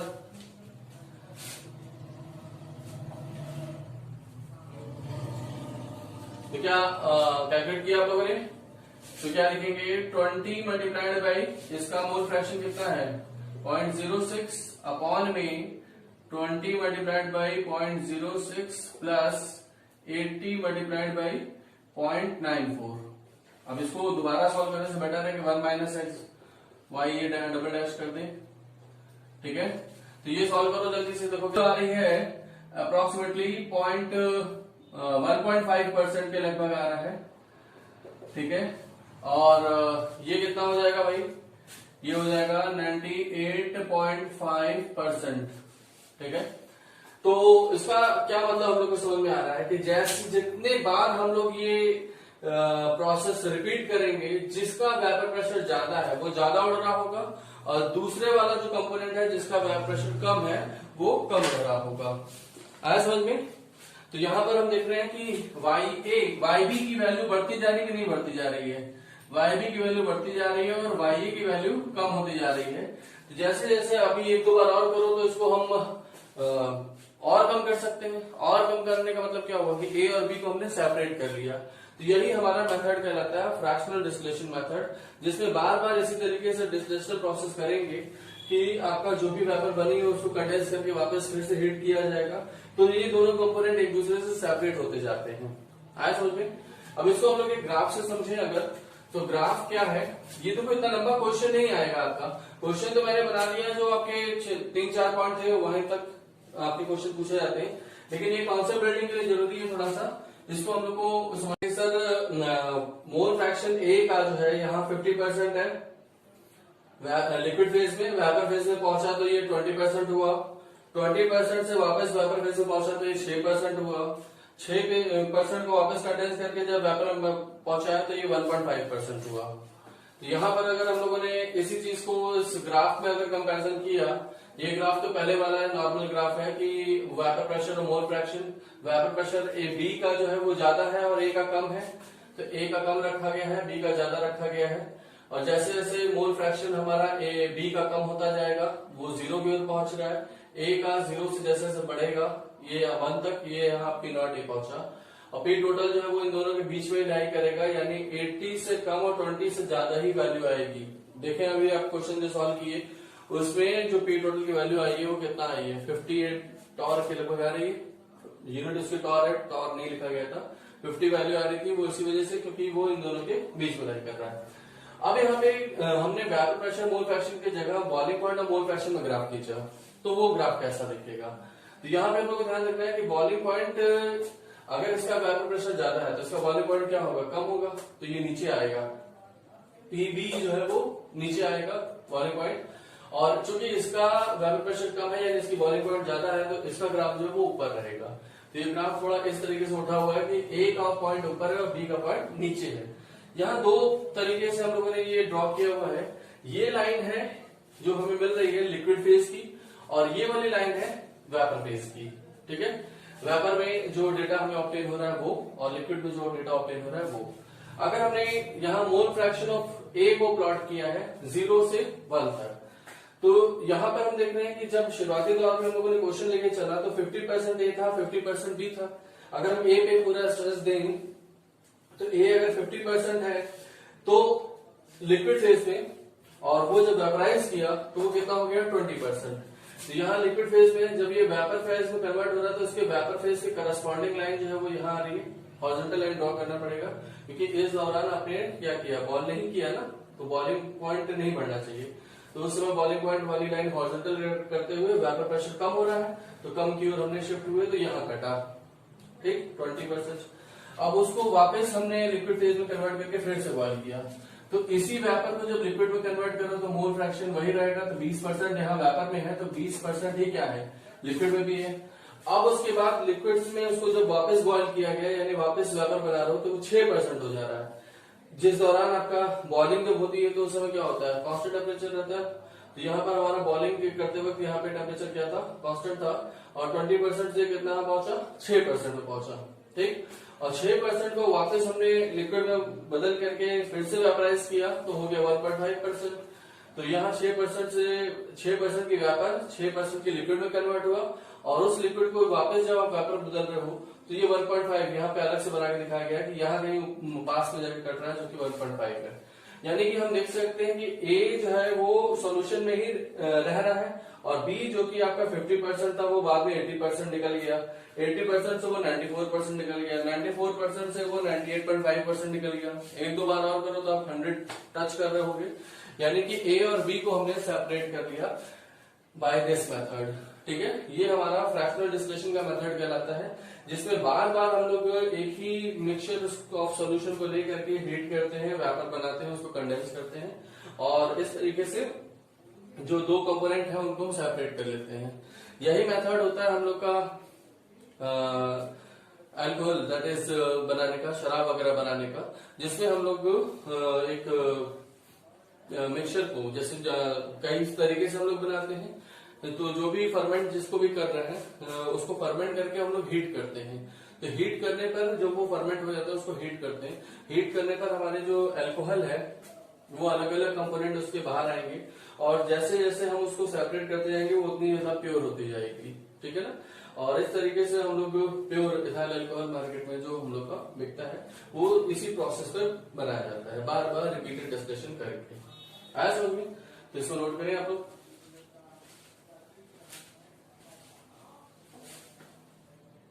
जिसमें कि कहा गया है कि 1 mole of A and B are mixed to form ideal solution. ठीक है, जिसमें जो वेपर प्रेशर ए का है वो 20 टॉर और बी का जो है वो 80 टॉर, जो इसके पहले वाला क्वेश्चन था वही क्वेश्चन है। अब यहाँ पे कह रहा है कि calculate total vapour pressure, total vapour pressure बताना है when half of liquid has been vaporised. ठीक है, तो यहाँ पर हम लोग ध्यान दें कि क्वेश्चन में बहुत ही बारीकी से सॉल्व करना पड़ेगा हम लोग को। मोल्स ऑफ ए कितने हैं बेटा, मोल्स ऑफ ए है सर 1, और मोल ऑफ बी कितना है 1, दोनों ही 1 है। तो अगर हम जब एक सॉल्यूशन बनाए हैं ए और बी का जिसमें दोनों ही 1 मोल है, तो टोटल मोल ऑफ सॉल्यूशन कितना हो जाएगा, तो ये सर है 2 मोल। ठीक है ना, मोल ऑफ सॉल्यूशन में कितना हो जाएगा, एक एक मोल, दो लिक्विड को एक एक मोल मिलाते हैं तो सॉल्यूशन कितना बना, 2 मोल बना। अब ये कह रहा है कि sir half of liquid vaporise. ठीक है, तो पहले जो था अब ये हो गया हाफ हो गया, यानी कि नाउ मोल्स ऑफ सॉल्यूशन कितने हो गए बेटा, नाउ मोल्स ऑफ सॉल्यूशन जो है वो हम लोग कितना माने 1 मोल। क्यों, क्योंकि हाफ मोल वेपराइज कर गया, मोल के टर्म में हम लोग सॉल्व करना पड़ेगा, हाफ मोल वेपराइज कर गया, तो 1 मोल हमारा लिक्विड सॉल्यूशन बचा। यहाँ पे मैं लिक्विड लगा देता हूं, और ऊपर जो है यहाँ पे हम कह सकते हैं कि सर 1 मोल वेपर फॉर्म हुई होगी। ठीक, 1 मोल वेपर फॉर्म हुई है, 1 मोल लिक्विड सॉल्यूशन का बचा हुआ, 1 मोल वेपर फॉर्म हुई है। ठीक, अब यहाँ पे सर YA कितना माना जाए, YB कितना माना जाए, XA कितना हो और XB कितना हो, अगर ये चीज पता चल जाए तो हमारे पास 2 फॉर्मूले हैं, वेपर फेज में और लिक्विड फेज में, उसमें रख के हम लोग सॉल्व कर सकते हैं। तो अगर हम यहाँ पे देख रहे हैं कि सर लिक्विड और टोटल मोल ए का 1 ही है, टोटल मोल ए का कितना है 1 है। ठीक है, तो अगर हम यहाँ पे इसका x मोल मान लें तो ये कितना होगा 1 माइनस एक्स मोल होगा कि नहीं होगा, बोलो। टोटल मोल तो 1 ही है ना ए का, तो ए का अगर ये टोटल मोल 1 है, यहाँ x होगा तो यहाँ कितना होगा 1 माइनस एक्स होगा। टोटल मोल बी के कितने हैं 1, तो बी के 1 है, तो अगर हमने यहां मान लिया कि बी कितना है x मोल, तो यहां कितना होगा 1 माइनस एक्स मोल होंगे बी के, बोलो। बी के भी टोटल मोल 1 हो गया और ए के भी टोटल मोल 1 हो गया। या हम ऐसा कह सकते हैं कि सर YA प्लस YB जोड़ने पर भी कितना आएगा, 1 ही आएगा ना। YA प्लस YB जोड़ने पर 1 आएगा और XA प्लस XB जोड़ने पे कितना आएगा, 1 आएगा। जरा जोड़ लो, YA की वैल्यू 1 माइनस एक्स रखा और YB की वैल्यू x रखा, माइनस एक्स प्लस एक्स खत्म 1। यहां पर आ जाओ, XA की वैल्यू अगर हमने x रखा और XB की वैल्यू 1 माइनस एक्स रखा, नेट 1 आ रहा है कि नहीं आ रहा है।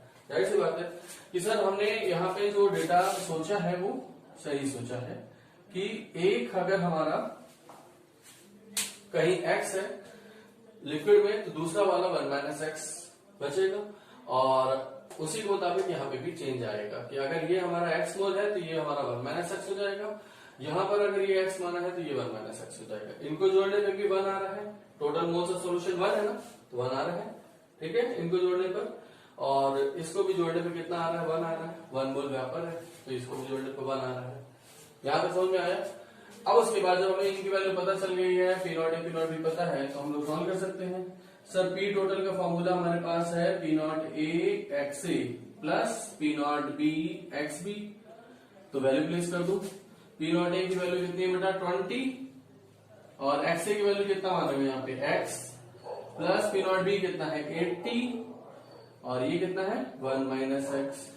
यहां से आ रहा है पी टोटल, बोलो इसको सॉल्व भी कर लिया जाए तो 20x प्लस ये हो जाएगा 80 माइनस 80x, तो हम इसको क्या लिख सकते हैं 80 माइनस 20 में घटा दोगे तो कितना हो जाएगा 60x, ये हो गया p टोटल, ठीक है ना बेटा।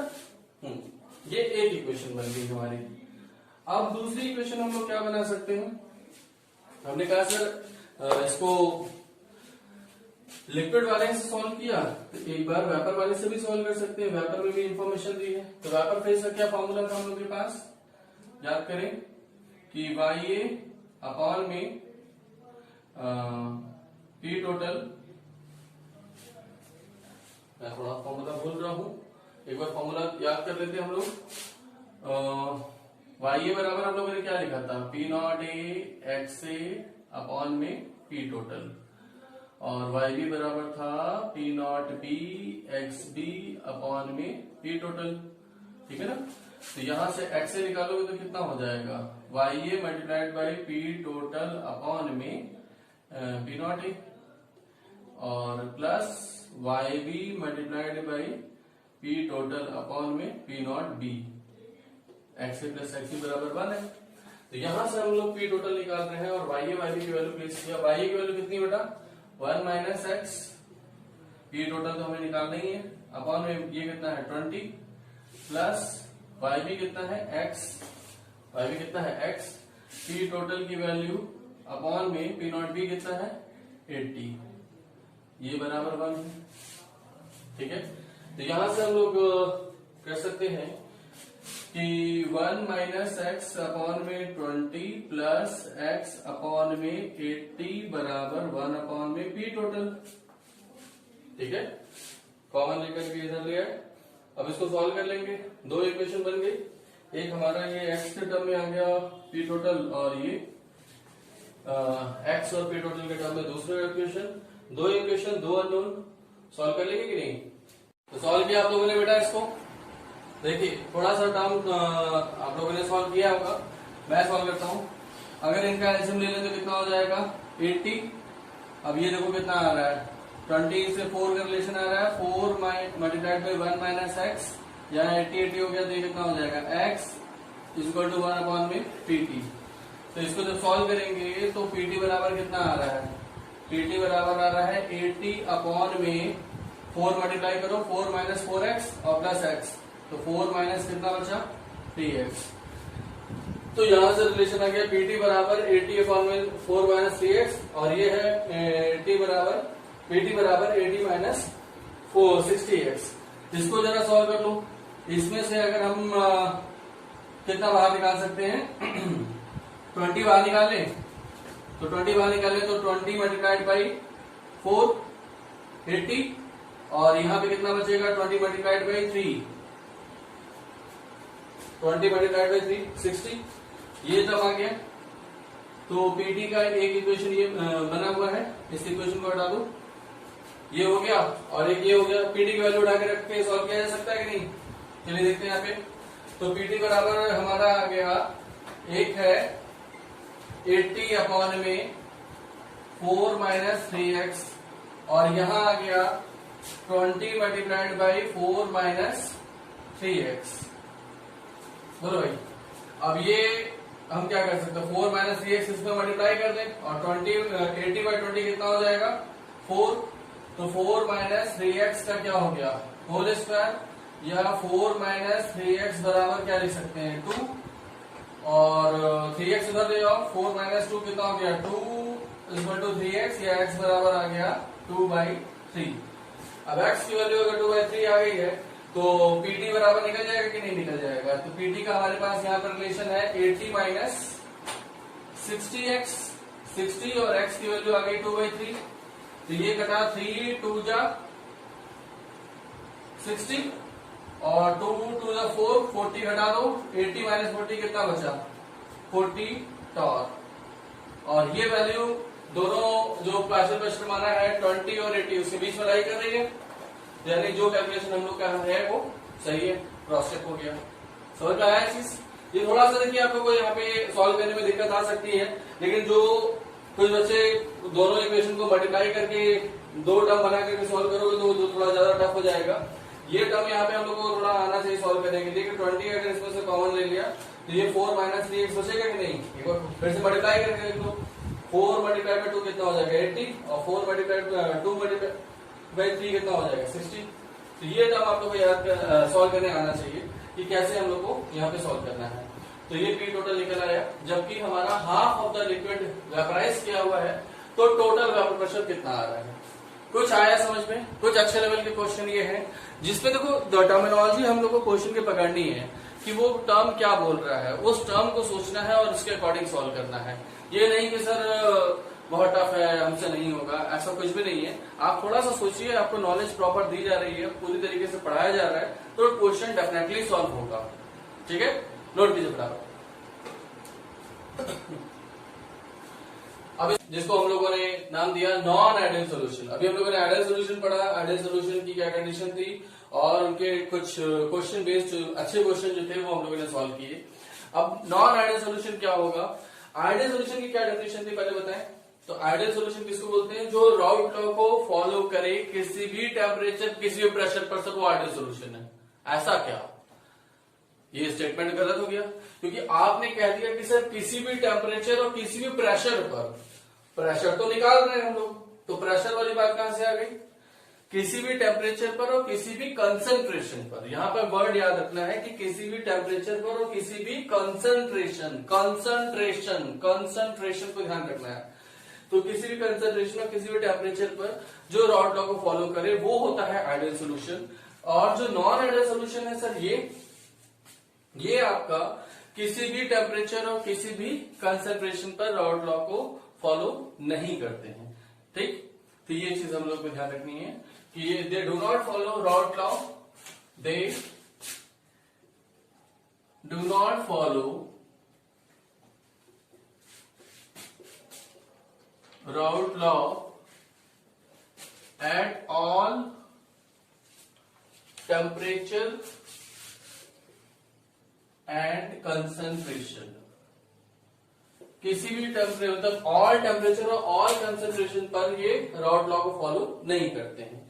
कोई एक स्पेसिफिक टेम्परेचर कंसंट्रेशन होती है जिसपे ये फॉलो कर सकते हैं। आइडियल जैसे आइडियल गैस क्या होती है? तो सर वो कॉन्सेप्ट से ये कॉन्सेप्ट पूरी तरीके से डिफरेंट है, क्योंकि आइडियल गैस कुछ होती ही नहीं है, कोई गैस आइडियल गैस नहीं होती है। वो हम लोग कहते हैं कि सर अगर प्रेशर कम रखें, टेम्परेचर बढ़ाते जाए तो उस गैस का बिहेवियर आइडियल हो जाएगा, लेकिन वो एग्जैक्टली आइडियल हो जाएगी ऐसी कंडीशन नहीं है। हम यहाँ पे उसको डिस्कस नहीं कर रहे हैं, लेकिन वो सोल्यूशन का टर्म उससे कंफ्यूज हो जाते हैं बच्चे, इसलिए बता रहे हैं। यहाँ पर हमारा जो है आइडियल सोल्यूशन का डेफिनेशन ये है कि जो कि हर टेम्परेचर हर कंसंट्रेशन पर रॉड लॉ को फॉलो करे वो आइडियल सोल्यूशन है, और जो नॉन आइडियल है वो they do not follow rod law at all temperature and all concentration. इसके दो पार्ट में हम लोग डिवाइड करेंगे। पहला है पॉजिटिव डिविएशन, ठीक है, एक जो कि हमारा पॉजिटिव डिविएशन शो करता है, रॉड लॉ से, और एक जो कि नेगेटिव डिविएशन शो करता है। एक एक करके पढ़ते हैं। तो पहला है हमारा positive deviation from the rod law. तो पॉजिटिव डिविएशन वाले जो टर्म है, देखो पढ़ाना अलग बात है, समझाना अलग बात है, और याद रखना अलग बात है। हम लोग पढ़ा देते हैं, ठीक है, बच्चे उसको तैयार भी कर लिए, लेकिन जब अप्लाई करने की बारी आती है तो फिर बच्चे कंफ्यूज होकर गलत कर देते हैं। तो वो समय क्या सोचोगे, उस पॉइंट ऑफ व्यू से मैं अभी आपको हिंट कर रहा हूं कि यहां पर आपको ध्यान रखना है। सबसे पहले देखो पॉजिटिव और निगेटिव डिविएशन जब आप पढ़ रहे होगे ना, पॉजिटिव डिविएशन निगेटिव डिविएशन, तो हमारा सोचने का तरीका थोड़ा सा आगे पीछे है, ठीक है ना। जो अभी आइडियल सॉल्यूशन पढ़ाया, जो रॉड लॉ पढ़ाया, उसमें उसी तरीके से जाना है, उसमें कोई भी चीज आगे पीछे नहीं करनी है। लेकिन यहाँ पर हमें थोड़ा सा ध्यान रखना होगा कि सबसे पहले हम लोग यहाँ पे सोचेंगे डेल्टा वी के बारे में कि डेल्टा वी मिक्सिंग क्या आएगा। तो इसमें हमारा ये चीज क्या आती है, पॉजिटिव आती है, ठीक है। डेल्टा वी मिक्सिंग क्या आएगा बेटा, पॉजिटिव आएगा। अब पॉजिटिव आएगा तो उसका क्या मतलब है सर, डेल्टा वी मिक्सिंग निकालने का हमारे पास क्या तरीका हो गया कि V final minus V initial, और ये वैल्यू पॉजिटिव वाले का मतलब क्या है कि V final is greater than V initial, V final is greater than V initial. अब फाइनल वॉल्यूम बढ़ जा रहा है, फाइनल वॉल्यूम जो है वो बढ़ जा रहा है। ये कब होगा, जब AA के बीच में इंटरेक्शन, BB के बीच में इंटरेक्शन, और AB के बीच में इंटरेक्शन। अब सोचो जरा कि फाइनल वॉल्यूम बढ़ गया, मतलब जब AB को मिलाया गया 5 लीटर मिलाया गया, 10 लीटर ना होकर के ये 10 लीटर से ज्यादा हो गया। फाइनल वॉल्यूम 10 लीटर नहीं है बल्कि 10 लीटर से क्या है, ज्यादा है।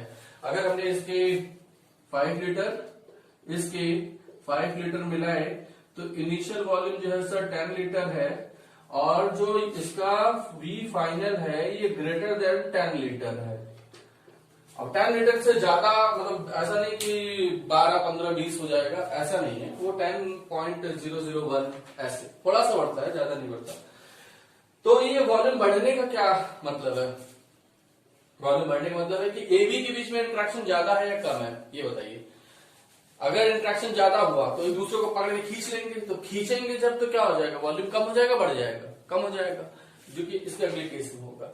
यहां पर एक दूसरे को रिपेल कर रहे हैं, तो AB के बीच में इंटरेक्शन जो है वो कम है, और AA और BB के बीच में इंटरेक्शन ज्यादा है। तो AB के बीच में इंटरेक्शन कम है, तो ये क्या हो जाएगा, रिपेल कर रहे हैं, तो फाइनल वॉल्यूम बढ़ गया। तो ये चीज हम लोग को यहाँ लिखना होगा कि interaction between AB is less than interaction between AA और BB।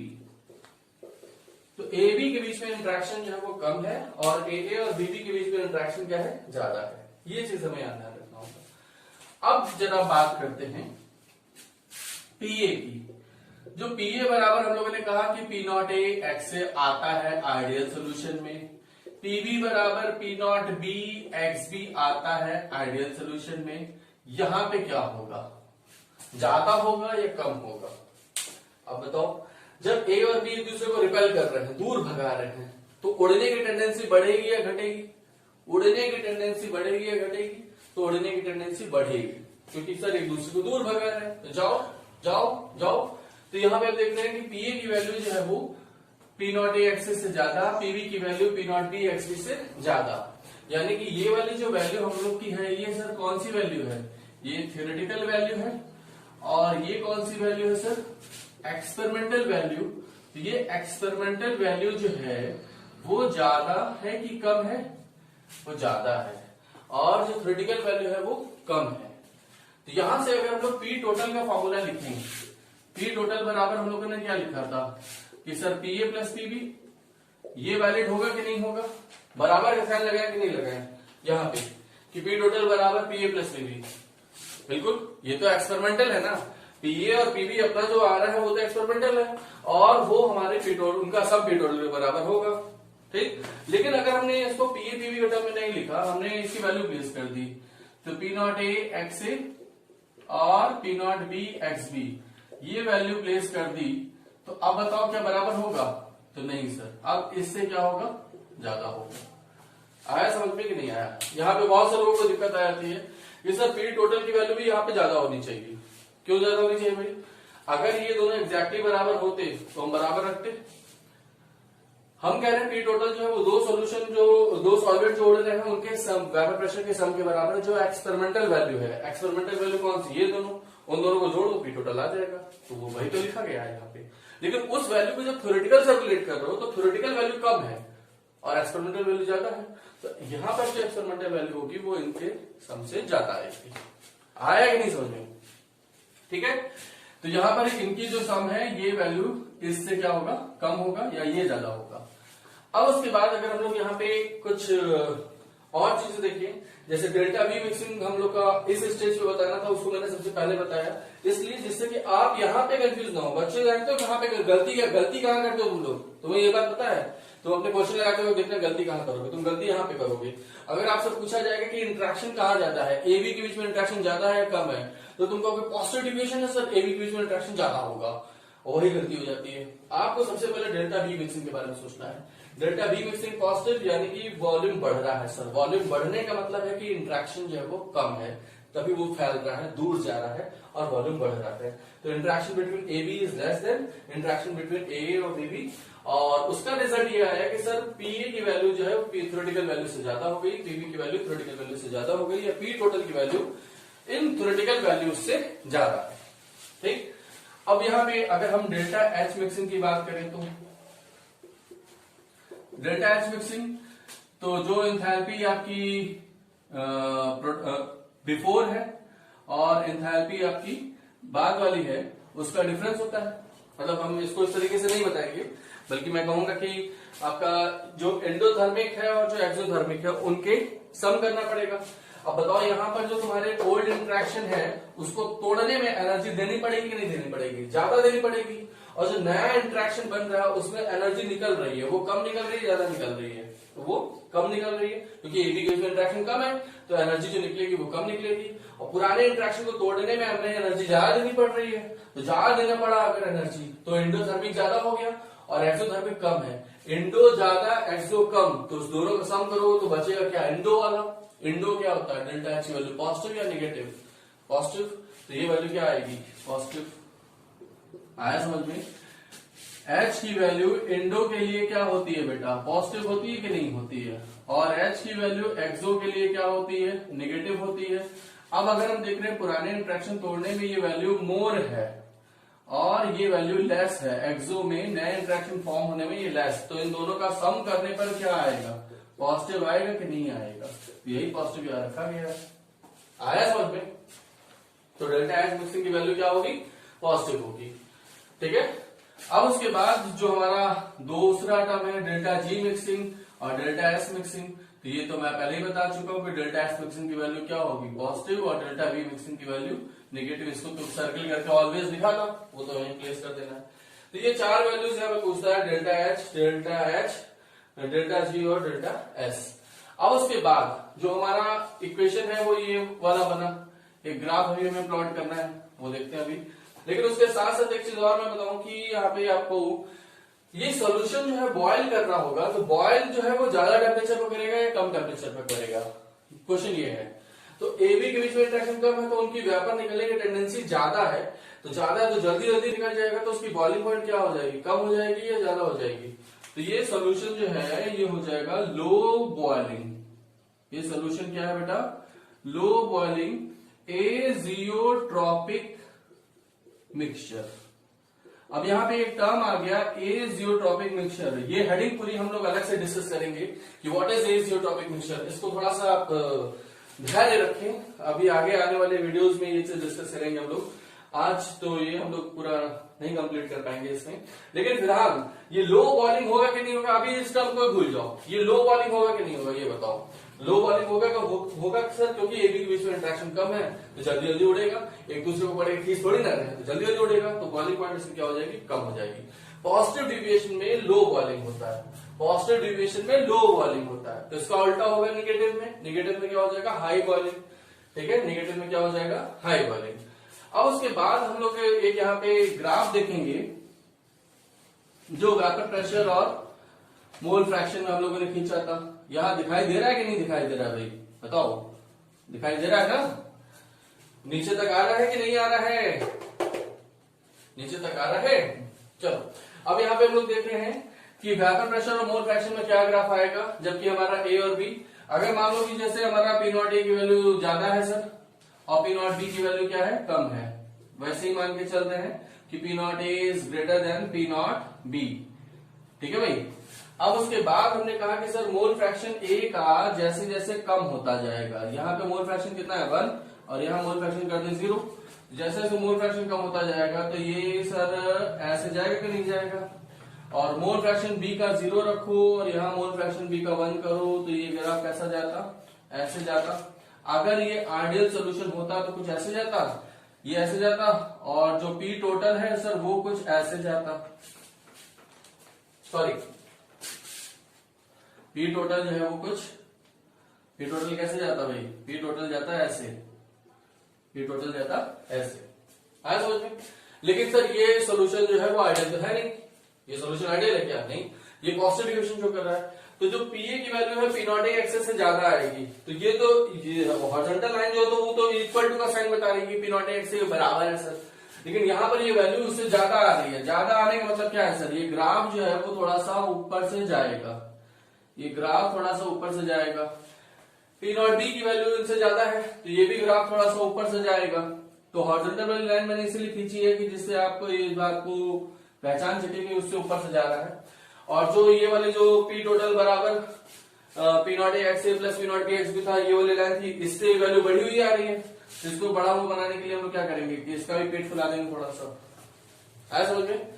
तो पी टोटल की वैल्यू यहाँ पे हमारी ज्यादा हो गई कि नहीं ज्यादा हो गई, P naught A X A plus P naught B X B, N से ज्यादा हो गया।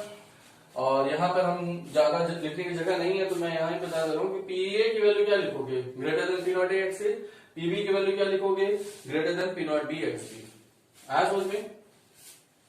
बोलो, इसको मैं यहाँ अलग से लिख दे रहा हूं, ये वाली वैल्यू जो है पी नॉट बी को बता रही है और ये वाली वैल्यू किसको बता रही है, पी नॉट ए को।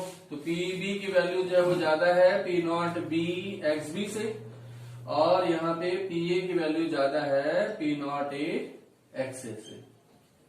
आया कि नहीं समझ में आया, बोलो भाई, कोई दिक्कत। एक बार फिर से देख लीजिए, ठीक है। पॉजिटिव डिविएशन में हमारा जो है डेल्टा वी मिक्सिंग के बारे में सबसे पहले सोचना है कि वो सर पॉजिटिव होगा। पॉजिटिव होने का मतलब फाइनल वॉल्यूम बढ़ रहा है। फाइनल वॉल्यूम बढ़ रहा है, क्यों बढ़ रहा है ये सोचो, क्योंकि सर इंट्रैक्शन कम है। इंट्रैक्शन कम है तो आपका वॉल्यूम बढ़ रहा है। अब इंट्रैक्शन कम होने की वजह से वो जल्दी बॉयल करेगा तो ये लो वॉल्यूम हो जाएगा। साथ ही साथ हम देख रहे हैं कि जो आपकी उड़ने की टेंडेंसी वो बढ़ जा रही है, तो पीए पीबी की वैल्यू उनके थ्योरेटिकल वैल्यू से ज्यादा आएगी। आप एक्सपेरिमेंटली तो ज्यादा निकाल रहे हो, थ्योरेटिकली सर वो वैल्यू कम आ रही है। तो इनका सम भी करोगे तो पी टोटल की वैल्यू इनके सम से क्या आएगी, ज्यादा आएगी।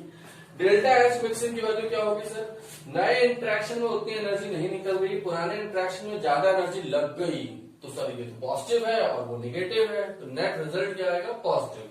तो डेल्टा एच मिक्सिंग पॉजिटिव होगा। जब दो सॉल्यूशन को मिलाते हैं तो एंट्रोपी बढ़ती है, उसमें कोई कंट्रोवर्सी नहीं है सर, एंट्रोपी बढ़ी, जिससे डेल्टा जी मिक्सिंग की वैल्यू निकालोगे तो वो वैल्यू नेगेटिव आएगी। अब उसके बाद ये ग्राफ में सारे ग्राफ जो है वो थोड़ा सा ऊपर से जाते हुए नजर आ रहे हैं। इंडिविजुअली पीए की वैल्यू, पीबी की वैल्यू और पी टोटल की वैल्यू, तीनों ही ग्राफ थोड़ा सा अपनी हॉरिजॉन्टल लाइन से थोड़े से ऊपर से जाते हुए नजर आ रहे हैं, यानी उनकी वैल्यू बढ़ी हुई मिल रही है। अब इसके बाद हम लोग आगे बढ़ते हैं नेगेटिव डिविएशन की ओर। तो नेगेटिव डिविएशन में हम लोगों ने देखा, जैसा मैंने सोचने का तरीका बताया वैसे ही चलना है कि सबसे पहले डेल्टा वी मिक्सिंग के बारे में सोचेंगे। तो डेल्टा वी मिक्सिंग क्या आएगा, नेगेटिव आएगा, यानी फाइनल में से इनिशियल घटाने में नेगेटिव आने का मतलब क्या है कि आपका कौन ज्यादा है, फाइनल ज्यादा है या इनिशियल ज्यादा है, तो इनिशियल ज्यादा है, इनिशियल ज्यादा है और फाइनल क्या है, कम है। अब इनिशियल ज्यादा फाइनल कम है, यानी फाइनल वॉल्यूम डिक्रीज कर रहा है। फाइनल वॉल्यूम डिक्रीज करने का मतलब क्या हुआ ये बताइए, फाइनल वॉल्यूम डिक्रीज करने का मतलब क्या हुआ कि सर एबी के बीच में जो इंट्रैक्शन है वो ज्यादा है। 5-5 लीटर मिलाया तो 10 लीटर ना हो गया, 10 लीटर थोड़ा सा कम हो गया। क्यों, क्योंकि सर एबी के बीच में इंट्रैक्शन ज्यादा है। तो interaction between A B is more than interaction between A और बी बी। यहां तक कोई दिक्कत? अब उसके बाद अगर हम बात करें कि सर ए बी के बीच में इंटरेक्शन ज्यादा है तो उड़ने की टेंडेंसी क्या होगी? कम होगी। इंटरेक्शन ज्यादा हो गया तो उड़ने की टेंडेंसी कम होगी। तो पीए की जो एक्सपेरिमेंटल वैल्यू है वो थ्योरेटिकल से कम आएगी। हम थ्योरेटिकली सोच के बैठे हैं कि ज्यादा आएगी सर, लेकिन एक्सपेरिमेंट करने का उपाय कम। उसी तरीके से पीबी की वैल्यू भी एक्सपेरिमेंटल से क्या आएगी? कम आएगी। तो यहाँ पर पी टोटल जो है वो इन दोनों के सम से क्या होगा? कम होगा। अब उसके बाद डेल्टा एच मिक्सिंग की बात करते हैं। तो जो एंडोथर्मिक वाली चीजें हैं, तो आपने कहा कि ए बी के बीच में इंटरेक्शन ज्यादा है, यानी कि ज्यादा एनर्जी निकाल रहा है। तो एक्सोथर्मिक वो क्या है? ज्यादा, और एंडोथर्मिक क्या है? कम। तो एक्सोथर्मिक वाली चीज जो है वो क्या है बेटा? ज्यादा, मोर। और एंडोथर्मिक वाली चीज क्या है? कम, लेस। तो अब ये इसका नेट रिजल्ट क्या आएगा बताओ? नेगेटिव ज्यादा है तो ये नेगेटिव आएगा, तो डेल्टा एच मिक्सिंग नेगेटिव आएगा।